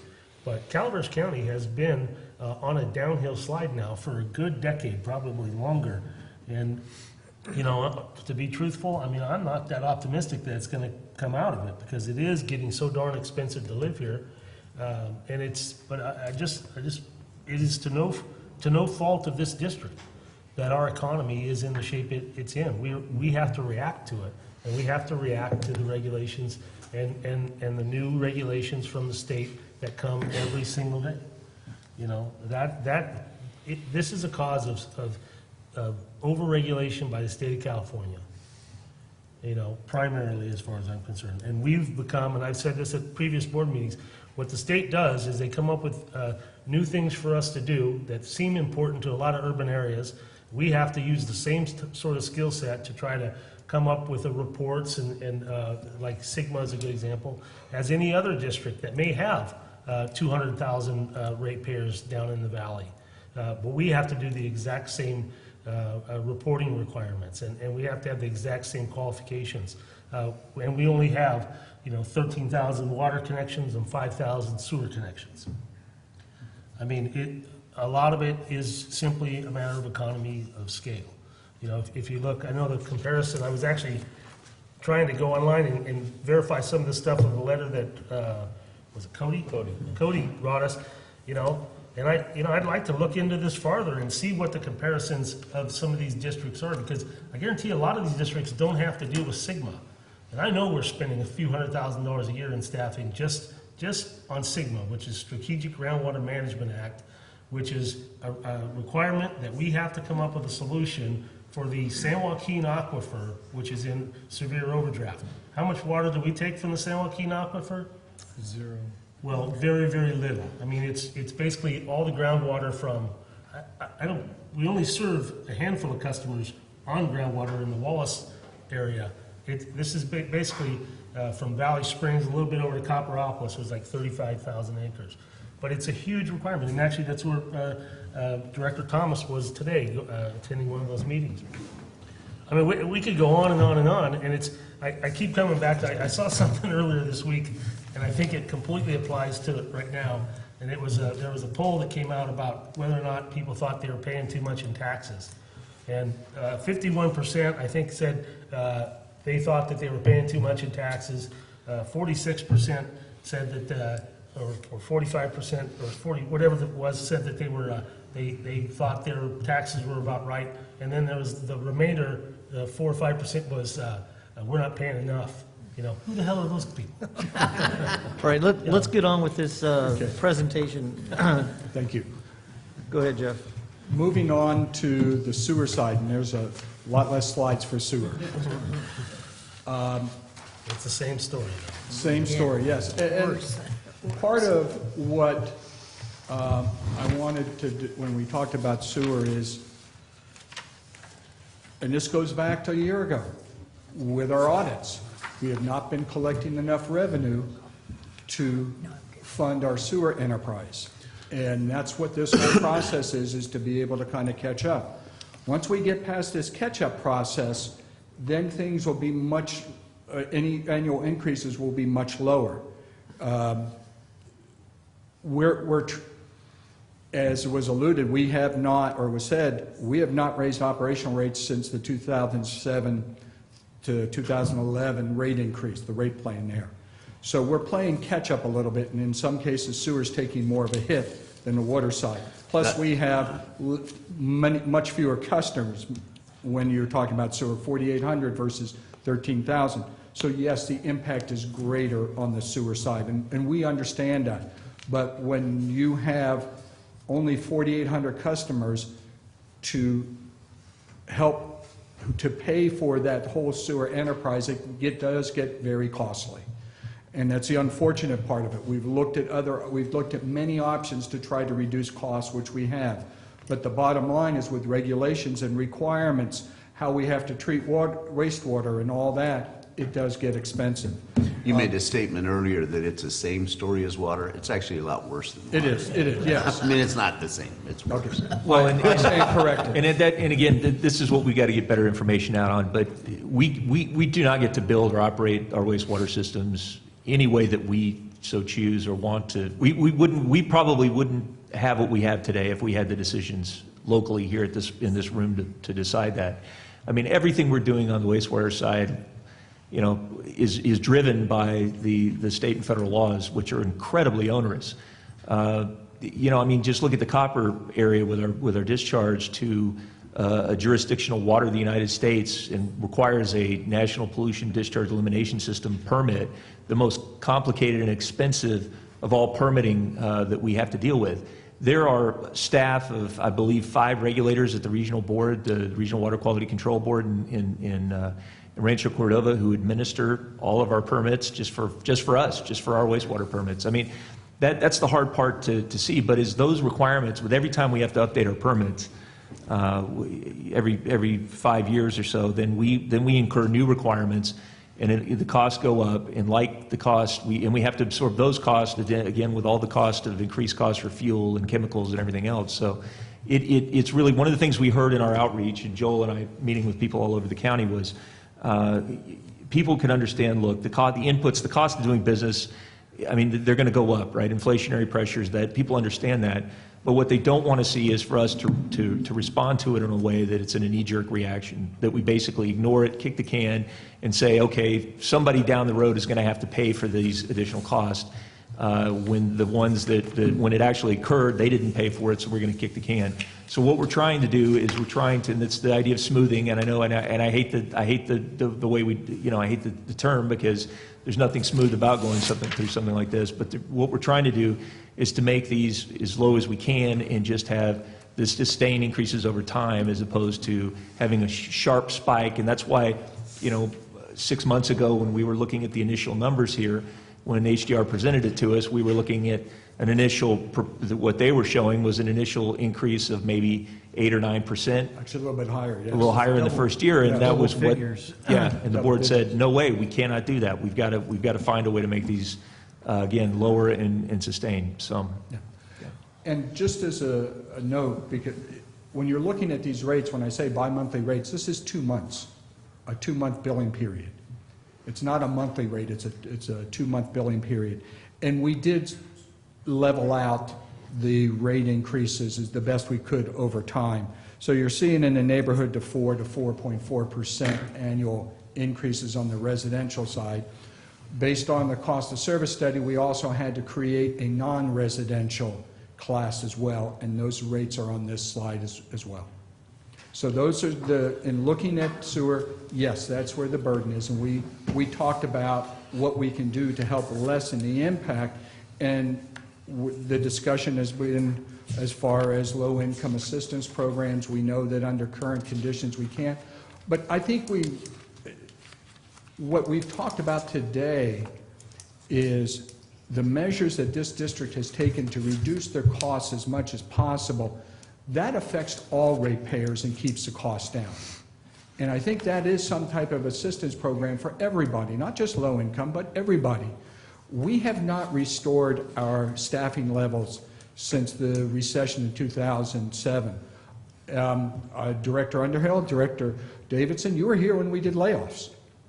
We laid off people, and we've kept our staff down. And so these are the challenges we're facing. We're trying to do what we can with the resources we have. When we looked at this financial plan that is the basis for this cost of service study and this rate plan, we didn't go in and keep putting an extra $500,000 a year into these rates just so we can build up our bureaucracy, build up the staffing and all the benefits and all the other costs. We kept it lean because that was your directive, and that was, honestly, that was my directive as well. And so we looked at ways to reduce costs. And honestly, I think we've gone as far as we can go and still maintain our regulatory requirements and meeting the needs of providing a public health service to our customers and safely collect and convey either treated water or wastewater. I would say that we've probably gone too far. I mean, the biggest complaint I get now is leak repairs and things of that nature. And again, people see a volume of water running down the road and they think, we're wasting money. When the reality is, we've got staff out on 4 other leaks, compared to a 55-year-old, water system. Right. You know, we don't have enough staffing to actually, to take care of all those problems. And I for one, think we need to address that. I mean, I think we need more field staff members. I recognize you know, that it costs more money to do that, and it's, you know, an employee is also one of those things that lasts forever. Right. You know, if you don't believe it, look at our retirement costs. And Yeah. you'll see how. And your board had foresight back in 2013 to create that capital R&R program. We're one of the few districts in the state that actually has dedicated funds to replace and repair our aging infrastructure. When we're looking at the pipeline replacement, the Reach 3A up in Ebbets Pass, we got grant money in that. We're doing that, and that's another agenda item for today. But being proactive on that side will eventually drive down the maintenance costs of the day-to-day operations. So we're looking at it in a two-pronged approach, but we're also doing it responsibly. And yes, and that's what I have on the sewer rates. Are there any questions on the sewer side? Okay. Now comes I want to talk about the schedule, what we're going to be facing, the Prop 218 notification requirements, and the hearing. Today, we're asking your board recommend the proposed rates and initiate the Prop 218 process. Again, you're not approving the rates, just recommending what's going to be in the notice. In April and May, we're going to do public outreach. May 23rd at 1 p.m. at this boardroom, we're going to have a public hearing for adoption of the new rates if no majority protest occurs. And obviously your board would have to adopt it. The new water shortage rates will take effect July 15th, 2018. Again, the water shortage rates are only in case of water shortage and emergencies. They don't go into effect automatically. And January 1 of 2019, the ag rates go into effect.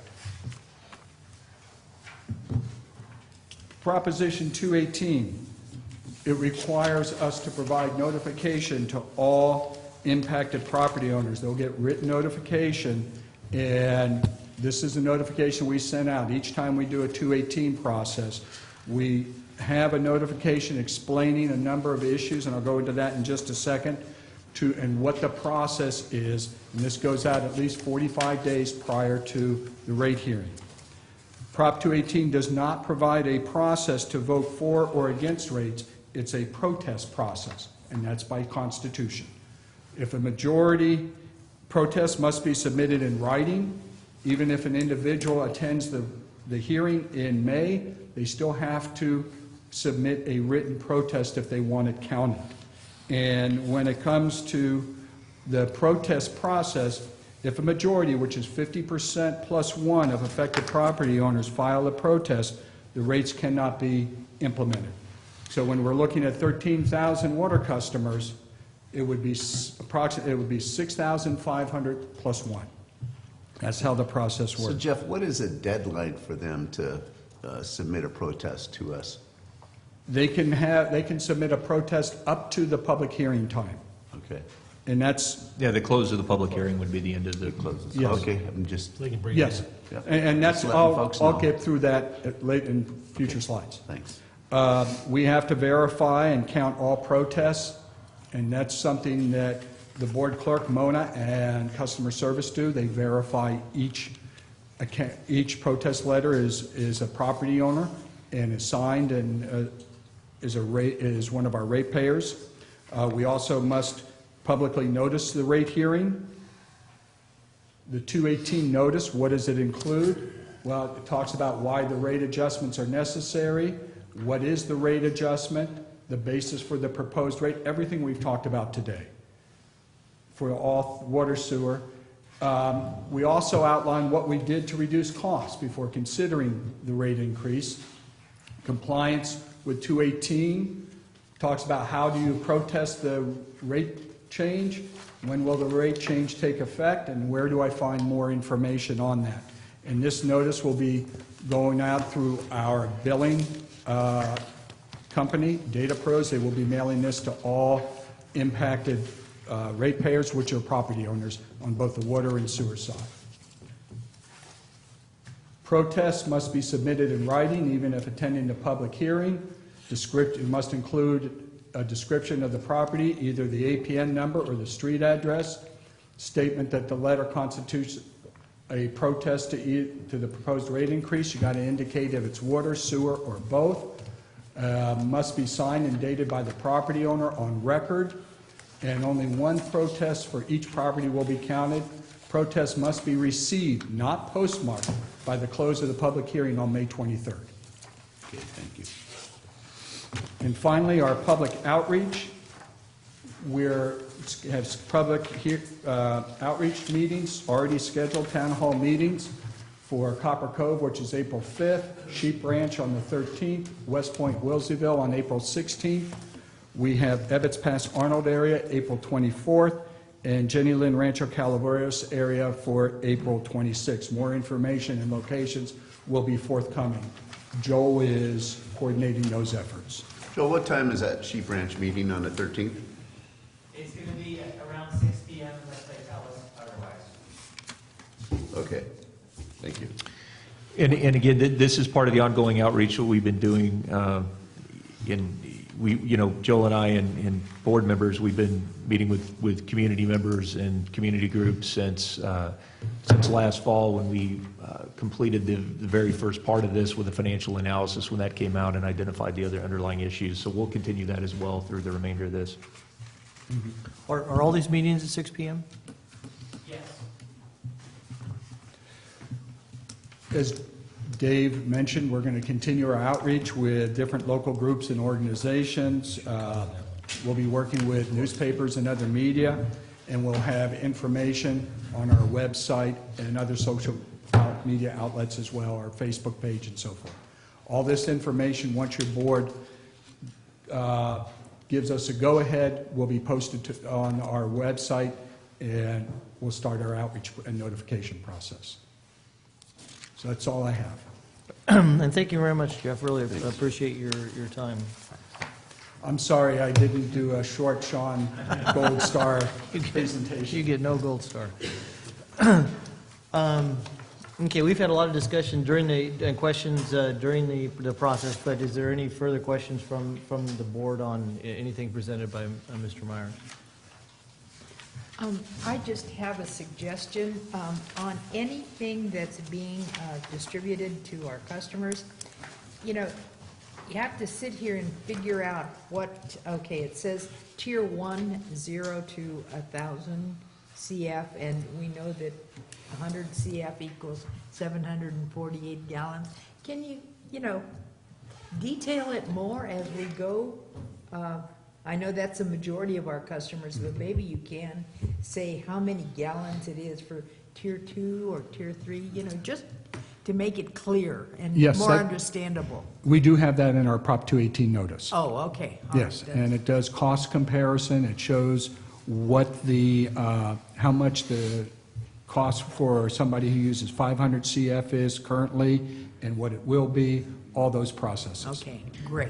And we can certainly incorporate that into the town hall presentations as well. We definitely want to make it, one thing we heard as well, Joel and I have with our meetings with people all over the county is that with the last rate increase that went through, there was dissatisfaction in the amount of information and the amount of communication with the public. So we have really tried to do a much better job of that. I mean, the reality is obviously there's still going to be people who disagree with the approach that we're recommending, but at least they need to understand that it's happening and why we would be proposing what we propose, and we owe that to every one of our customers. Oh, absolutely. Yeah, thank you. I also would like to see, at least at the beginning of the presentation, we were talking, because we always talk about our bi-monthly rates. Mm-hmm. I think people gloss over the bi-monthly and just consider them to be rates. And I would at least like you to say the monthly charge with the bi-monthly. The monthly charges, bi-monthly billing, something along that line. Certainly. That actually shows what the monthly charge is, because many other districts don't, they do charge by the month. So people are making that comparison. I think it would be helpful. And that was one of the challenges this year because we bill bi-monthly, so we wanted to show the bi-monthly rates, but in the past, our rates have always been on a monthly basis, so we will include that. Let's do both, yeah. The other thing, and Joel and I were talking about this as we were looking at things, and it kind of puts it into perspective.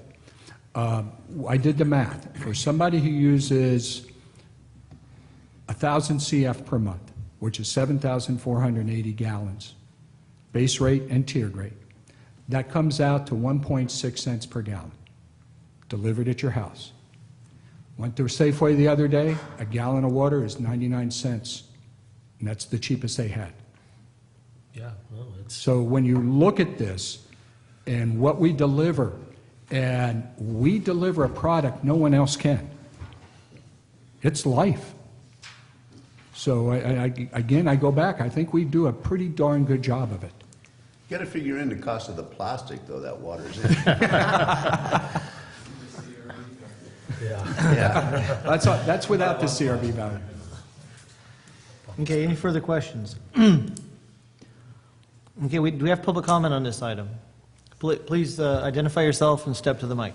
Yes, I'm a resident of Rancho, and quite a few And, people. I'm sorry, what's your name? I'm Antoinette Rambo, and I'm a resident of Rancho, and quite a few people look at their bills, and they call each other, and we call here at the office and have the girls explain to us. It's not really clear. We don't know, a lot of people don't have sewer, never gonna have sewer. But why are we, a lot of us feel, why are we paying for sewers? When the developers You're come not. in. You're not.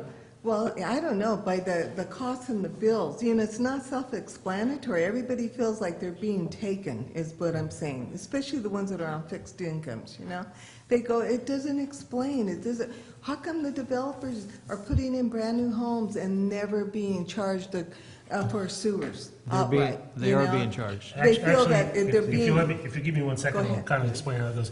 If you wanted to hook up a sewer system, a developer of any kind wants to hook up a sewer system anywhere on our system, it's a little over $20,000 capacity fee. That's a connection charge. And all he's paying for at that time is the portion of the treatment facility. Say the treatment facilities were $10 million it cost us to build it. Just whatever portion that new customer is likely to take from that. And then he has to build all the... Or she. Right. All the internal infrastructure of that subdivision, that's all on them. We don't do any of that. We have nothing to do with that except inspection. That's on their dime, and then we accept that. And then they become the new, whoever moves in the house becomes a monthly ratepayer just like anybody else. So nobody else gets charged? No, for absolutely, it's sewer? against the law. It's We not can't- a future thing gonna come down the road that we're paying on our bills? Because they don't feel that the charts really are self-explanatory. It says past usage, and the colors are so the same. They go, why don't they make one of them like a current, the blue, and the past one a red or a gray or something, a different color, because it's confusing. They go, we can't tell if we're really saving or doing. And then a lot of people felt, I have to say this, they conserved when the drought was happening, okay? Really went out of their way, let their trees die and whatnot, okay? Didn't was a throw shame. parties, didn't have company over, told people, please, limit your shower time and all this they had to say things that they normally don't do. But they feel now they're being punished because they were such good stewards, and that's how they feel. That's the truth. And I'm here just to say that, represent that. We agree with that comment.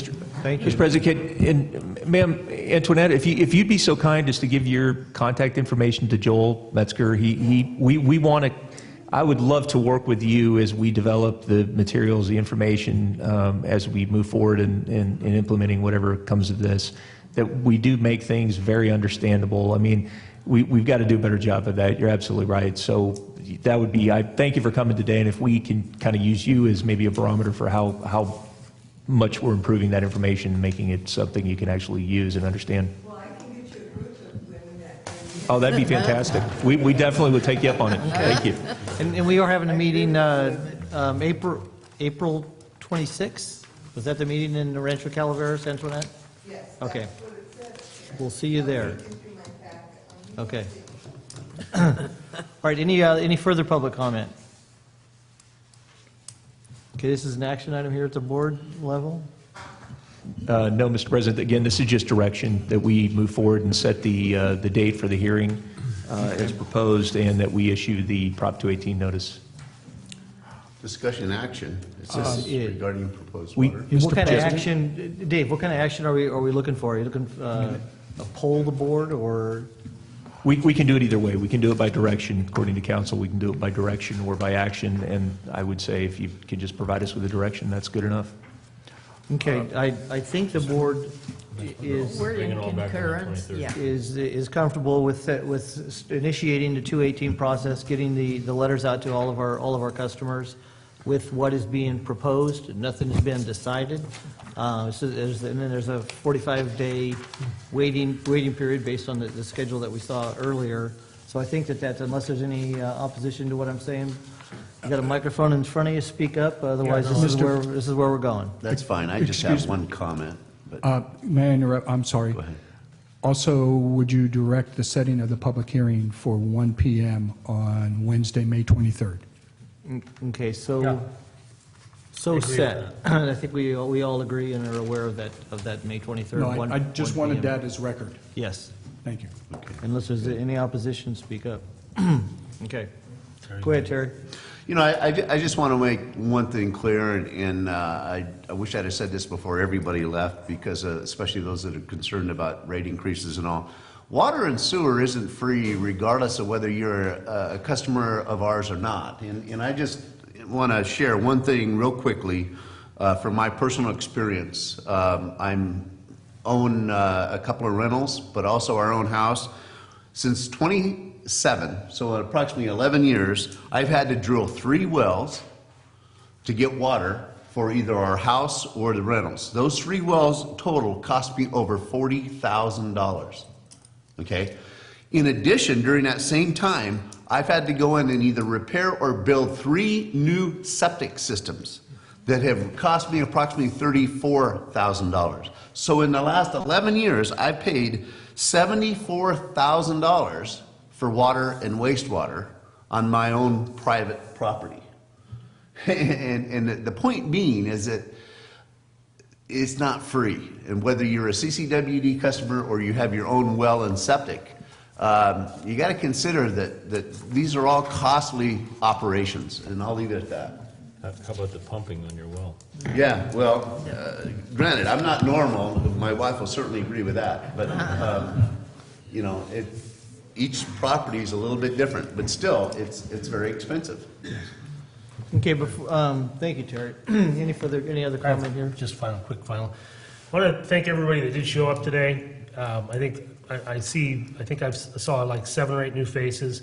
Currently, I see 4 new faces. And I understand. I mean, this material is easy. It's hard to comprehend. It's easy to gloss over and say, "Oh my gosh, this is just." And that's sometimes, you know, how I feel about it. It's relentless. But I appreciate the people that did come today and at least would listen. And I think the more you'll find out about the district, you'll realize that our staff does a tremendous job with the resources that we have. We're a small county. We have a lot of high cost. It's to no fault of our district or this board to be causing this. This is a reaction. We have to react to the laws of the state of California, and we're doing it to the best of our ability. But I think the more that people actually learn about the district and learn about the rules and the regulations and the laws, I mean, I can't tell you how many times somebody said, "I'm sick of paying for some developer." Well, it's never happened. I mean, it's never happened. It's against the law. It can't happen. But people still have that perception of that things like that are going on, and they're just not. So I really just thank everybody for coming, and I hope you'll encourage your friends to come to attend our meetings. And I don't expect anybody to be happy about this. I had a friend that said, "Well, I heard that you guys were looking for comments on your rate increase. What kind of comments you've been getting?" Well, you know, we all got a good laugh about that. They've all been, you know, they've all been what you would expect. So we're doing what needs to be done. Director Underhill. Yes, and I think that I'd like to make a comment, because I came onto this board after taking a break for 5 years, and I came onto this board because of the way the rate increase was handled back in 2000 and, what was it? 14. There were 3 of us who came. Terry, Dennis Mills, who graduated to the Board of Supervisors, and myself. But what we were so upset about or so alarmed about is the way the rate increase came. And it, not to say anything about my other fellow directors, but this is what brought us to the board. I'm very pleased. I'm just absolutely, just really pleased with the way that this was rolled out. All of the thought and consideration that went into the structure of the rate increase, and it's something that has to be done in order to keep our CCWD viable, to keep us supplying Rancho, to keep us supplying Copperopolis, all 5 districts, because we do have facilities in all of the districts, and I'm just very pleased and I'm very happy with all the hard work that was put in, and that's my comment.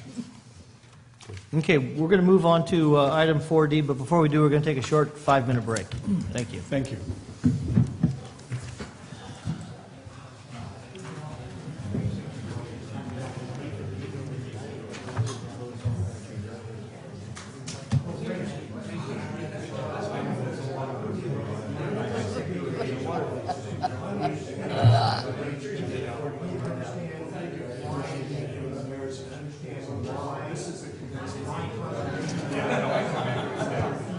Thank you for coming.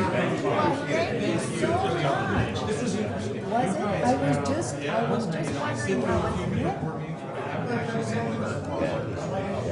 Well, pretty much all of my constituents.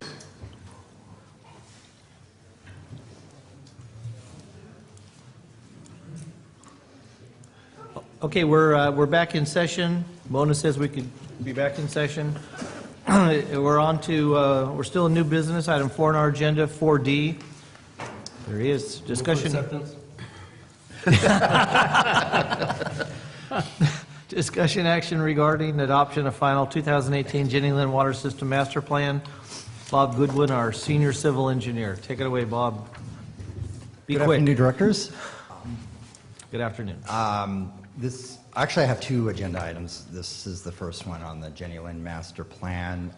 You've previously seen a presentation by Carl Brewstead with PBI, and the initial plan when I was writing the agenda item for you last week was that he would be presenting here today. However, he, like me, has a son going off to college next year and is visiting campuses this week, and therefore the engineer who I work with the most at PBI to develop this master plan, Jacob Rowe, behind me, will be presenting. I may interrupt frequently, as I hope you probably and do expect a relatively short, quick presentation on the master plan, as this presentation very much mirrors what you've seen previously.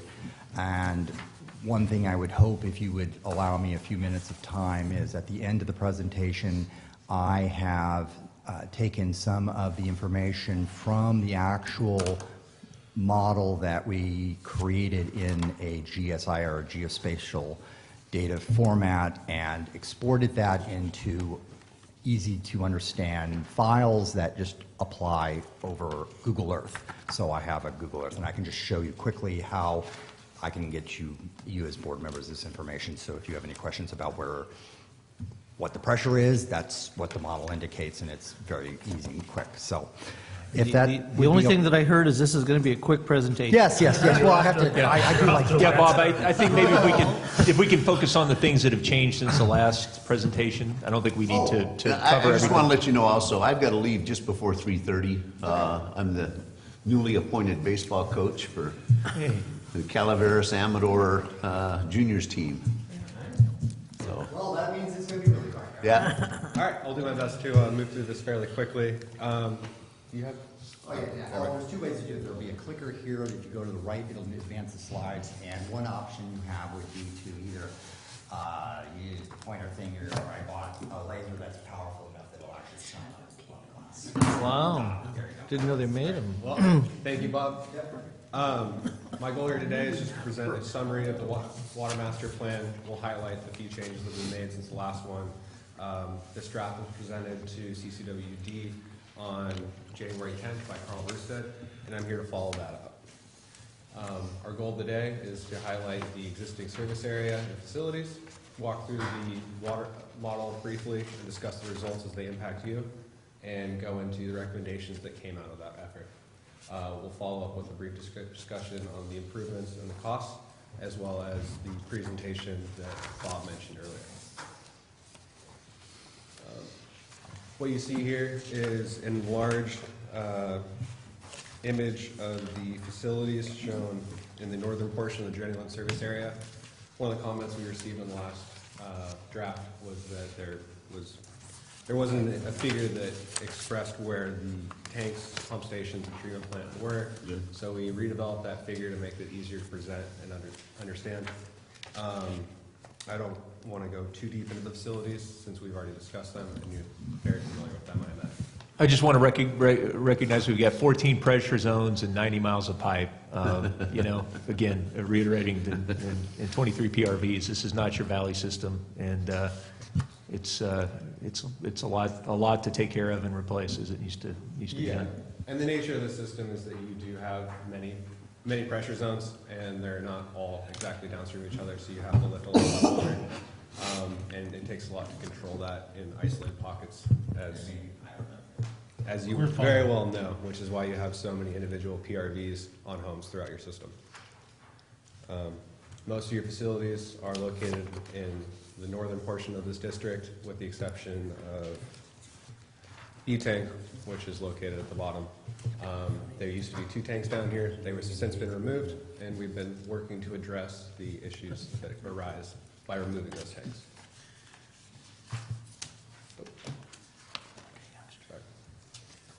During this effort, we redeveloped the hydraulic model. We developed this to be consistent with the 2015 Urban Water Management Plan. This meets the SB Senate Bill 20 by 2020 reduction goals and allows you to project for build-out that it's in line with future water restrictions. And that was the ultimate goal of this.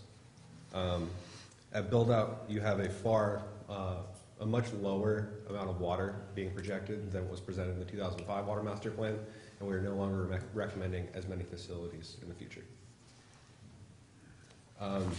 During the assessment of the existing system, we found no deficiencies with the tanks, pump stations, or treatment plant, and there are no recommendations at this time.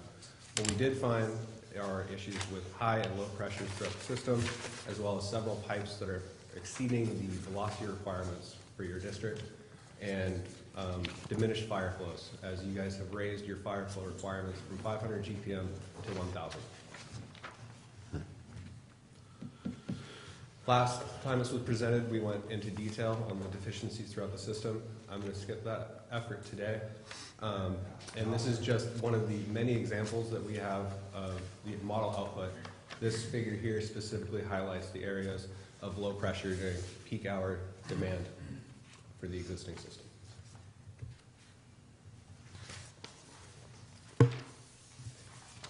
In review of the deficiencies, we attempted, or have developed a 3-phase capital improvement plan for you guys that allows you to address the issues that we found. The most important of which are the improvements to the AB transmission main and the ENF transmission main, in addition to 4 loop projects, which will allow you to distribute water in the lower B zones where you guys have removed C and D tanks, as well as phase 2 improvements, which address the deficiencies in the upper A zone. Phase 3 of this CIP allows you to plan for a 1% asset replacement and plan for the cost of that. As we go into the next couple slides, I'm going to highlight the phase 1 projects, which have been redeveloped since the initial master plan. Initially, we just presented pipes that were deficient by themselves. These have since been looped into individual projects to allow them to be presented to you in a more digestible manner. Beginning with the AB transmission main, the major deficiency of this pipeline is the fact that it exceeds the 5 feet per second criteria during maximum day demand. It is closer to 8.9 feet per second during this time, and it is a critical facility to most of your residents and people that you serve, so it is the highest priority item on this list. Jacob, just for one second, the length of pipe shown on this particular figure and their corresponding price is not the entire project as proposed by Charles for the AB transmission line, which is in the next agenda item. So if you notice there's a difference between the two of them, that's why that's happened. I just want to say I'm really happy to see this at the top of the list. This is one of our most important projects down there. This is one of our structural problems, is that we have to, you have one transmission line that's both to fill the tank and to also serve the distribution system. And so that creates all kinds of challenges because you really don't want to operate those in the same manner at the same pressures. So again, this is a really important one, and as well I think we can couple this with some of the mainline replacement in the distribution system in that proximity, that we can get rid of some of the stuff that people frankly are tired of having to live with, and some of the old and failing systems that we have around there. Thank you. So what I've highlighted here is the most important section of this pipeline that needs to be replaced. This segment should not be ignored. In addition, there are downstream segments, which is what Bob has included in his presentation on what the actual AB transmission project will become.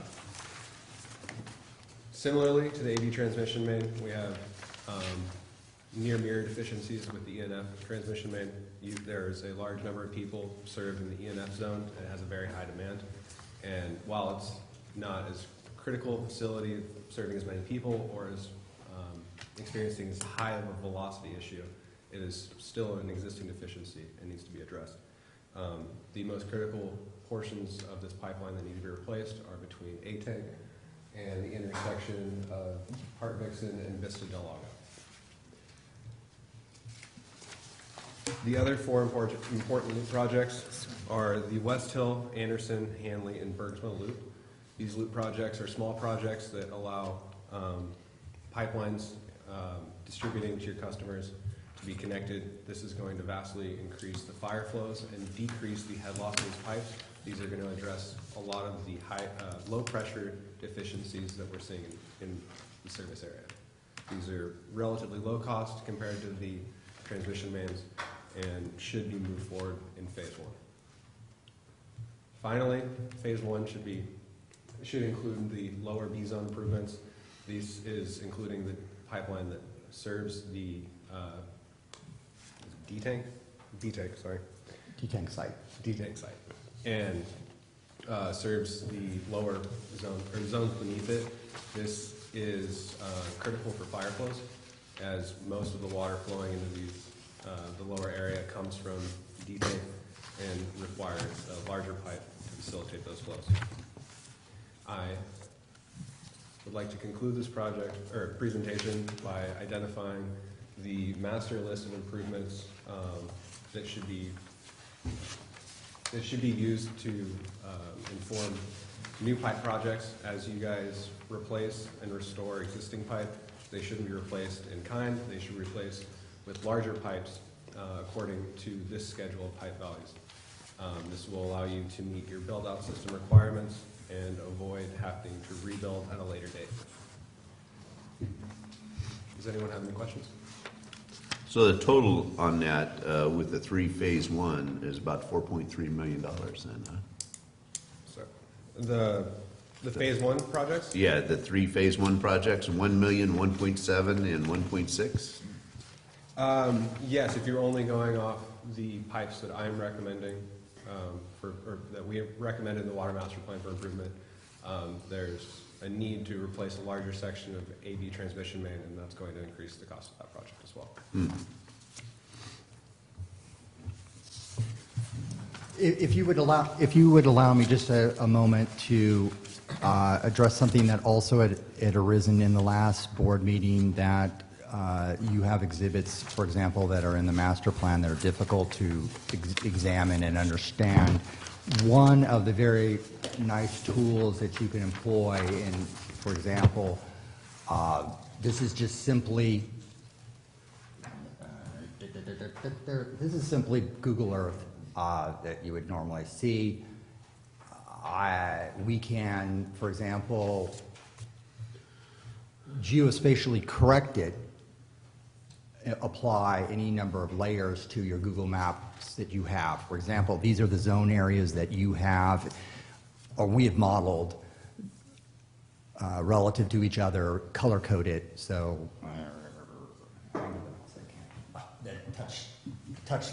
the touch device on the pad is not something I'm good at. So this will show you the entire area from the master plan, so you don't have to be troubled by looking at the actual paper copy. And this is, since this is a Google Map background, you can look at any individual street and they'll be correctly labeled by alphabet or Google. And as well as the fact that we can put any number of layers on, like the piping system, the junction nodes, the valves, which are the PRV valves or the fire check valves that we have, any of our assets like the tank locations. And then what you probably are most interested in is something like, let me pick the bottom one, which is ADD, which is average day demand. That will show you the pressures color-wise. It'll be a little bit easier if I turn the background color off because you can't see them. And of course, they're fairly thin, so you'll look at a line here on the monitor, which is red, and that will identify that that's the contour line for our 70 PSI. These are pretty small files and are not actually the GIS program itself. They are actually the output, so you should think of them more as like your Adobe Acrobat, file that you've created from Reader. So if you were to zoom backwards, you'll notice that in the context of things, you'll see in the magenta or pink color, those are the pressure zones or the pressure contours that were developed by the software program or the engine that's running behind our water model. The other details are that almost every single state and federal agency now is publishing all their information in GIS format, and they're making that available to us. So if you, for example, were interested in it will be a little unclear, I suspect, because of the brightness of the room and the small monitor. If I were to turn off, or I can't see it from here. I gotta turn the wires off so you can see it. For example, those yellow lines there, those are the floodplain elevation lines that FEMA has currently developed. They publish that information.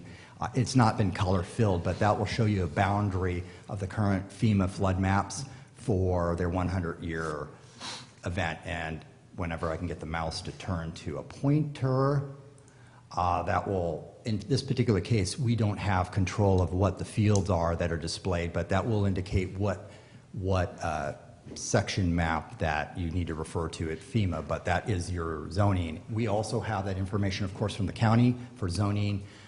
We have NOAA weather data available. We have any of the department statistics regarding population, education, income. The one thing we interestingly don't have is our own assets, other than what was graphically represented for the purposes of the model. So our actual physical assets have never been. That's the development of an asset management program that has to be in the very near future. Yeah. And then finally, just an appeal that Jesse can talk to is that when we've had issues with state agencies and they have asked for information from us, like the Division of Drinking Water, they're now asking for this information in GIS format, which we are then forced to draw drawings and fax or email to them, which is not what they want. They want it this way. For that, that's all my purpose of my demonstration, since I know you've all been here quite some time with the earlier agenda item. So, Bob, I have a question about this. Are you suggesting that I could go on my home computer and access these files? Oh, absolutely. I can export them right now and give them to. Well, no, I mean, you can export them, but He wants to know if they're public. There's no portal. No. They're just called. They're referred to as KZM files, which are geospatial files. And in this particular case, the ones you see here are fairly illustrative in nature. They only show you the backbone of our system that was modeled. We don't model anything 4-inch and under or under 4-inch. We don't model any of the individual service connections. We just a lot of the main transmission mains. So the, yeah. And distribution mains 4 inches and larger.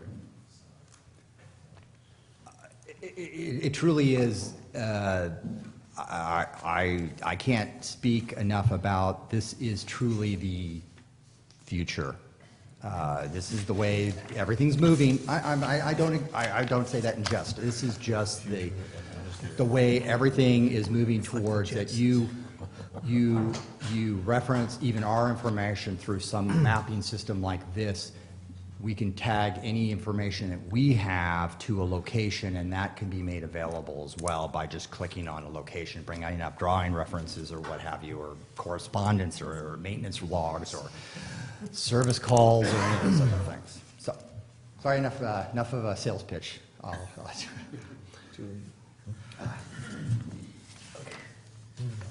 Okay, thank you, Bob. Thank you. I'll move for thank you. acceptance of the Genuine Water Master Plan. Is that the appropriate motion? I had about 20 minutes of questions here. Oh, sure. Okay. I'll second that. Okay, we got a motion and a second. Any further discussion here? And I think the reason that we're blowing through this or trying to move a little, we've seen this presentation before, and thank you for bringing up the differences and new things and adjustments is made. And Bob, your comments as well.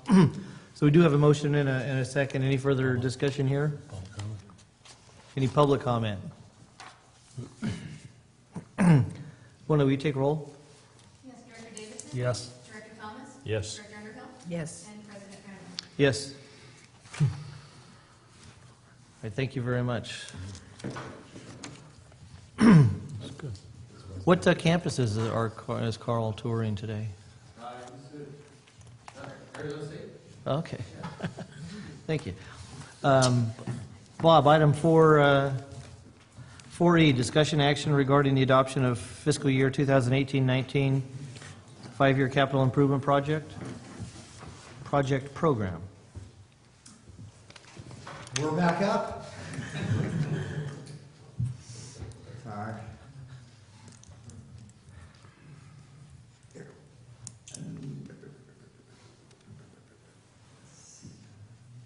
Did I do that right? Yes, I did. Congrats. Well, hello again. Long time no see. I'm here to present on the behalf of Charles Palmer, the district engineer, the proposed 5-year CIP program, both on the water and wastewater side, for capital improvement projects. And hopefully, I and Jesse can try to answer your questions regarding how these projects arrived on this list and how the projects are funded and what priority we place upon them and their importance either from an engineering standpoint or from an operations standpoint. The excuse I'll always have is if I can't answer the question, I'll say, Charles isn't here and he did it, so this is going to be a great presentation. I'm going to give you again, an overview of the 5-year program. Charles asked me that I present the water segments first and then the wastewater segments second. This is, of course, just a snapshot of where we are today. Tomorrow we may learn something new or some situation may change that's developer-driven or regulatory-driven or just the failure of some system that will reprioritize the projects. And I hope to explain what the thought processes were behind the chart or table. You are going to love this table because it's hard even for me to read on the monitor. Essentially, It's in your material. it's in your material, but essentially what we have here is the water projects that are proposed to be on the 5-year CIP, which of course will be reviewed next year, where the projects that we are currently actively working on are highlighted in red or red text, and then the black text illustrates projects that we have not started yet. The bottom or total project amount is almost $43.6 million, and we are asking that you consider funding or allocating funds for 53% of that, or $23 million. Now, there are several caveats on this table. They include the projects that we are anticipating getting grant money from or funding from some other source. And so there's $7 million just in two projects, one in Jenny Lynn for the water treatment project, which was under construction, so that seems pretty good guarantee that we're going to have that grant money. But in the case of the Redwood Tanks project, we're seeking funds from Cal OES up in Eppets Pass. That's a $3 million project, so that does account for a lot of the funding request. Now, what I'm a little confused, because I can't read the bottom of the tables, I don't know if this the 23, the number that we're asking, Charles is asking for funding, 100. Yes, the estimated. I can't see the top of the tight so I'm not confused which column it is. Yeah, that's showing a $23 million estimated cost after the percent funded. Okay, yes. So I'm guessing that takes into account work already completed, Yes. the cost there, and then any grants that we might access to help fund those projects as well. The total amount of the total amount of the project is on the left column. I believe the requested amount is on the far right column, if I understand correctly. And I apologize, I didn't develop the table, and I only had about 30 minutes to talk to Charles about the list. The object of this list having so many projects and so many projects with partial funding is the argument is that we need to have some flexibility regarding changes in conditions that might drive us to develop that project in a short time frame, and therefore if we create a CIP project list with at least limited funds available, then we would have some opportunities to do planning or engineering of those projects. In the case of the projects you see that are listed at approximately 20% funded, the intent was that we would complete planning and complete engineering before we would come back to the board seeking additional funds for the actual construction or implementation of the project. I have a slide afterwards which will show you the projects that are in the very near term that we are working on, and there's 4 projects in Eppets Pass and 2 in Jenny Lynn and 1 in Wallace. The Wallace project would of course be funded from the service district that we created when we took over that district, and the majority of these projects, if I'm not mistaken, you've seen previously, including Reach 1 and the Tech-I Pipe project up in Eppets Pass, at the far end of Eppets Pass. Bob, on the table A, now it's clear to me that what the board has already seen this in committee and before the board, and what we had done prior was a 10-year assessment, so we took a longer term than the 5-year capital plan itself, and we tried to look at all projects, and I think combined between water and wastewater was something in the neighborhood of almost $85 million in projects. So when you look at these charts, you see the long-term assessment of cost. That number is larger than the 5-year estimated cost, because some of these projects, like the AMI radio meters, the advanced metering, we have a total project cost of $4 million, but within the next 5 years, we're estimating a $2 million. $2 million of that work will be completed. So some of these projects will extend beyond 5 years. And as Bob said, obviously these can definitely change and may be updated with a different completion schedule with the next round of CIP updates next year. One other comment I would have, which you probably have seen as well, is a lot of this work is just general reconditioning, rehabbing of existing infrastructure. So to my knowledge, I don't think the district has done a major reconditioning of any of its tanks since they've been constructed. So that is a requirement that has to occur at some point, or we will be having to replace that asset in full at some future point. Now to the wastewater side, which I can speak a little bit more confidently about. These are the projects that we have requested funding from.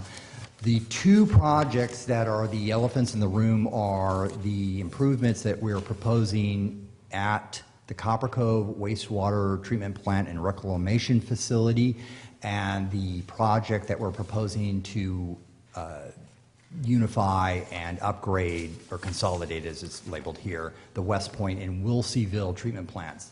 As you know, we sought and have received approval for funding for the West Point and Wilseyville consolidation through the state revolving fund, or more specifically, State Department of Water Resources. However, due to financial structures within the wastewater fund, we have not been able to complete the loan process. And then on the case of Copper Cove, there's a big amount of money, approximately $12 million in total if you look at the first four projects, which are the project in total. So that's a lot of money out of those. The facilities that I can really affirm that are in desperate need of rehab or need to be addressed are the secondary clarifier and spray field issues at Arnold, the Huckleberry lift station, which I have daily discussions with Charles, that needs to be, we need to replace the pumps and some of the equipment in that facility. And there's the small recycled water pump station down in Douglas Flat Vallecita facility, which is being funded partially through the T-STAN grant.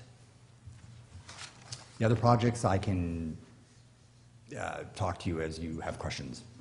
Bob, I don't even know if you're aware of this. Something I just recently talked to Charles about was it in his conversations with staff at the State Water Board administering the state revolving fund, the SRF program, that it looks like we may actually be eligible for funds, grant, a 50% grant, and low interest, under 2% loan for improvements at Copper, those very expensive wastewater treatment plant improvements, which would be an enormous, very beneficial to us, obviously, something we hadn't expected based on the income, but there may be a different program.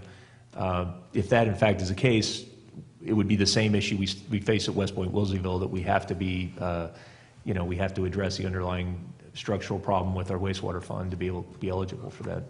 Thank you, Dave. I forgot about that. I was only informed from the standpoint that I was going to be filling out the application and grant process, which was like, thank you. I didn't really need that extra work.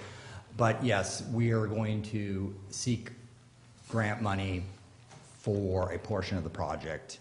And many of you have been tracking that project. We've been working very hard with the regional board to amend our two existing permits, both the MPDS permit and the permit for the operation of the wastewater treatment facilities. Unless there's been a change, both will go for amendment in the June 1st board meeting, and they will, at least for a short term, give us some breathing room, but we do have some long-term institutional problems at those facilities that will require significant improvements to those treatment plants, or we will be facing more compliance schedules from the regional board, which I personally don't like.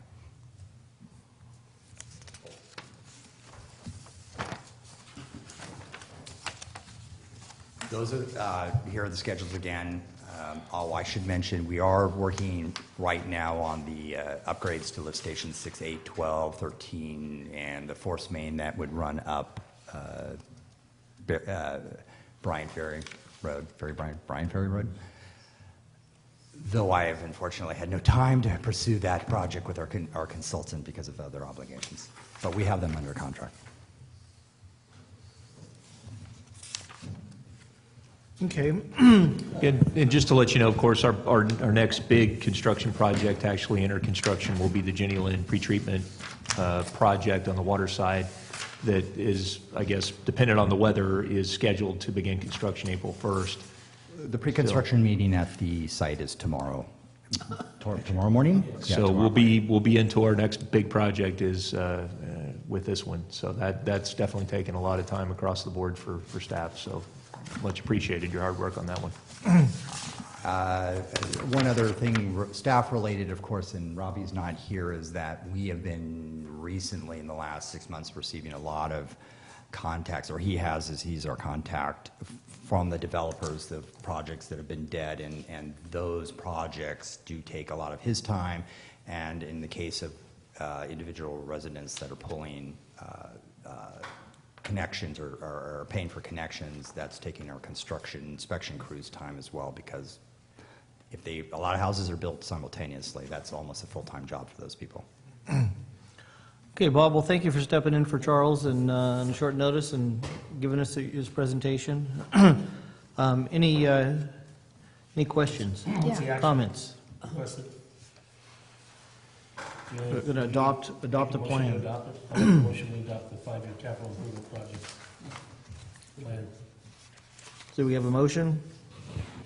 We have a motion and a second, but I want to make sure to emphasize that these internal projects and their percentages are somewhat flexible. I mean, Yeah. Yes, they are, and I think that management would come back to you if we saw that there was any situation where we could make rapid progress, or my fear on the wastewater side is that, there would be an explosion of development. I know it's very positive from a cash revenue standpoint. From Explosion's not a good word, given 3A and everything else, yeah.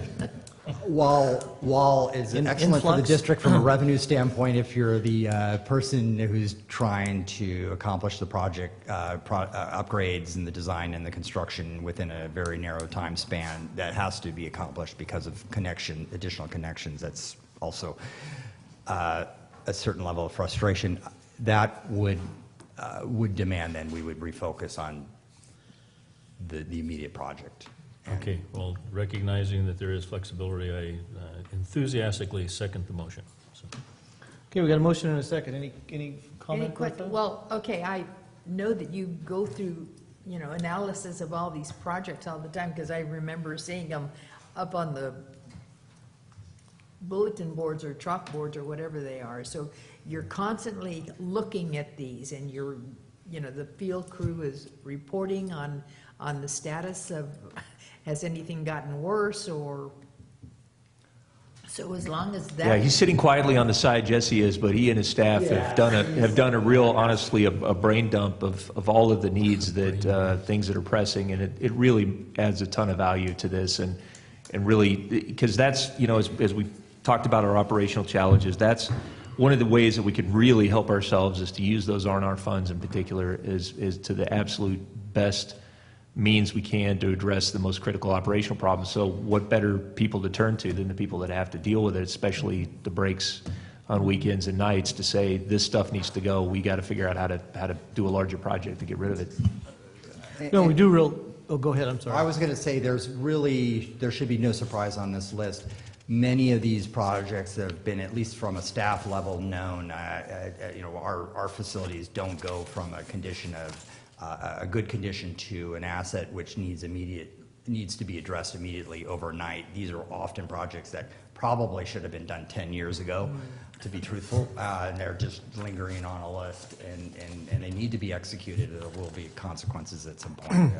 No, and maybe because of that, we also know that this list may change, and other priorities, more emergencies may float to the top. And I'm sure Dave will continue to look for brain dumps from the staff to facilitate those changes. We got a motion and a second. Any public comment on this item? Mona, will you take roll? Director Davidson? Yes. Director Thomas? yes. Director Rivera? Yes. And President Bowden? Yes.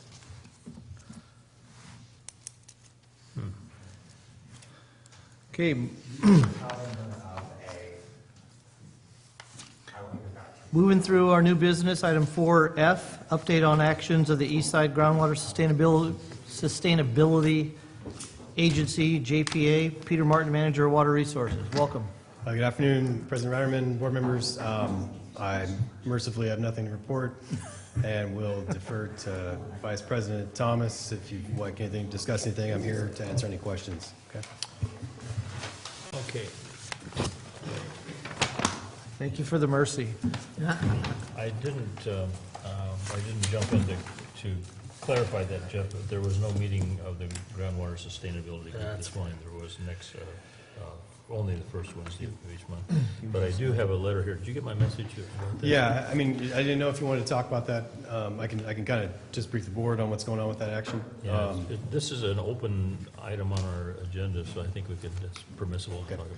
So over the past month or two, the city of Lathrop has requested a boundary adjustment within the East San Joaquin groundwater subbasin. They're basically asking for a jurisdictional boundary adjustment to take the city of Lathrop out of the Eastern San Joaquin groundwater subbasin and wholly into the Tracy subbasin. The interesting thing is that the Eastern San Joaquin groundwater subbasin is critically overdrafted and the Tracy is not. So, could make a lot of sense for a variety of reasons. But I believe it's strictly sort of a jurisdictional change. There's no scientific reasoning behind it. But, I mean, that's an interesting concept. I mean, are they going to be asked to prove the geology or? No, not under that type of change. They're strictly trying to consolidate it so that they don't have their one entity, being the city of Lathrop, be playing in two different basins. But the one they chose is the cheapest one. Yeah. So it is a bit problematic. They're asking for a letter of support for that. I don't have a recommendation. Do they buy their way out? Is that how that works? So I mean, it's an odd request for a letter of support for this type of action, but I don't know where the other groundwater sustainability agencies sit on this either as well. Well, it wouldn't be a decision that we could make right now. But that'll possibly come back before us at some point as to what is decided. It's a formality. It's something that has to be filed to the state. So that request to the state has been made to the Department of Water Resources. There's a period where it's been reopened. There was another period. A similar change happened with Northern San Joaquin Water Conservation District, where they actually brought additional portion of their service area into the basin. So this is mostly the people that are on the outer fringes kind of playing with those boundaries. But those boundaries are set. It should be clarified by the Department of Water Resources. They're breaking those out by geology. So those adjustments have been made by the nature of the fact that these folks are in what they consider a sub-basin. So. Would that lower the players from 17 to 16 then, if this was? Yeah, that is correct. As far as I understand, the city of Lathrop has participated at this point. They would probably try to exit the JPA. Okay, well, we need to talk about the timing on either responding yes or no to this request. Yeah, and that all assumes that the Department of Water Resources accepts this request. So there's a chance that they could say they don't. Isn't this requesting a letter from our Eastern San Joaquin? Right. For a letter of support? Right. Okay, so that we need to talk about whether we should and ask the board for approval. Yeah. I don't know that this is an action based on the MOU that requires our board to take any action. This is strictly the Groundwater Sustainability Agency. The way the MOU is written is that items of financial nature, I guess, would. So you could make that leap if you liked, because I guess assuming they would change the formula of cost sharing. So, but yeah, so I think it's. Well, they're not going to change. It won't have any financial impact on us, and but I don't feel like that our group should sign this letter of support without explaining to the board exactly in detail what it is. So if we have another week or so to discuss it. All right. Okay. Thank you. Thank you, Peter. Thank you, Russ. Okay, on to item 5, old business, nothing to discuss. Item 6, general manager's report. Just very quickly, Mr. President, board members, just to let you know, I was invited to speak on a panel at a conference last week at UC Davis. It's a California Water Policy Conference. I've been doing it for 25 years, and the topic was now that cannabis is legal, what then from the water agency perspective? And the funny thing is, when they invited me, it was pre-ban, and now that the county has banned it, it was kind of an interesting discussion to have. But it was the other panelists. One of them was he was from Friends of the Eel River, and he was from Humboldt County, and he was talking about how they have they estimate 15,000 grows in Humboldt County, which is just unbelievable. I mean, I know within our county the estimates are far less than that. At least that's what's been estimated in a range of several thousand. So it was really an interesting thing, but it was it just reminded me how many aspects there are to the issue and strong feelings across the board. But we could all agree that the trespass grows, the illicit stuff, the stuff that's done on public land by gangs or whatever. I mean, those kind of situations are the ones that are the most disastrous for our water resource. And so it was interesting to hear some of the impacts that they've experienced, some of the negative stuff. Lastly, just to let you know, we have put the information back. We had it on our website about our reservoir storage levels, the CDEC information that comes out of the state. We had it linked to that, but we moved that back onto our front page of our website to make it easier to find. On April 1st, the Department of Water Resources will do its last snow survey. That's April 1st is the peak of the snow year, typically. So when we get that information, I'll try to find. We'll put that, make that available as well, and I'll share that with you as a board. That'll give us the best picture of where we are as far as our precipitation and what may have been maybe not a miracle March, but something incredibly helpful given where we were before this. And that's all I have. Thank you. Thank you. Board reports. I have nothing to report. Jeff has nothing. Bertha. Okay, well, EPOC is alive and well in Abbott's Pass. Speaking about cannabis, we haven't had any kind of an update. I do know, of course, that it is banned. Yeah. Have we gotten any? Well, the ordinance went into effect. It's basically in early this month. I believe it was March 9th, and then there is, I believe, 90 days until June for the permitted growers to actually cease their operations. And then they have, I believe it's a year and a half after that to restore. They don't have to restore it to pristine condition, but they have to remove their plantings, and I believe do some of the restorative grading, that kind of stuff, at least bring it back into code compliance for other uses. So that's where it's at. I know that there's litigation will be coming if it hasn't already been filed. Certainly there'll be litigation on the EIR at least at the minimum, but probably that will be, that may in some way affect the timing of when the ban goes into effect. I don't know if there is a possibility that might be stayed by a judge. That's possible. But in any event, it's not certain what happens from here, except that, that's probably going to be resolved in a court. And we did find out in our meeting with the Board of Supervisors, our monthly meeting, that grows in the county, the only grow that is allowed is an indoor 6-plant grow. Okay. Anything further?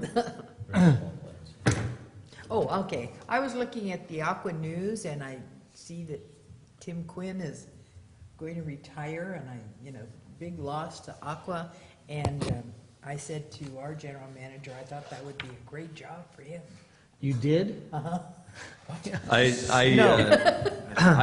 Maybe any other job would be a good job for me at this point, given that that's what you're. No, he's got a good job right where he's at. No, not that I. That's a high-stress job. He doesn't want to go to Sacramento, no. He can't go to Sacramento. Director Thomas. Okay, I don't have a whole lot to report, except this coming up meeting in April the 5th, I guess, where we're going to have a town hall meeting in Copperopolis. Where's the camera? Come one and come all. At Black Creek Hall on 6 o'clock on the 5th. And I also want to make Mona aware of the fact that I will miss the meeting of April 25th. I'll be out of state on that day, but I'll be on the phone if you need me. That's it. Okay, I'd just like to report, we have a camera meeting, should be here in this room. It's the Calaveras Amador Moqualamy River Association on April 18th, that's Wednesday at 2:30 here. And that's all I have to report. I do want to make sure that everyone is aware that we did, earlier in the consent agenda, did adjust our April, we adjusted our May regular meetings, so now they're not there. Please cancel your meeting that's scheduled for May 9th. It's no longer going to be held. It's Because you'll be gone to, we'll be gone to Aqua. right, and then also It's- May 16th will be. Go ahead. Well, I think you were going to say that the 9th has moved to the 16th. Is that Right, 9th is canceled okay, moved to the 16th, yes. We're still going to have two meetings in May, one on the 16th, one on the 23rd. Item 9 on our agenda, moved into closed session. We had a conference with labor negotiators, management and confidential unit. 9B pursuant to Government Code Section 5954956.99D2, pending litigation, SEIU Local 1021 versus Calaveras County Water District. And item 9C, conference with legal counsel, existing litigation, lock antenna investors versus CCWD. So we're going to convene into closed session at this time.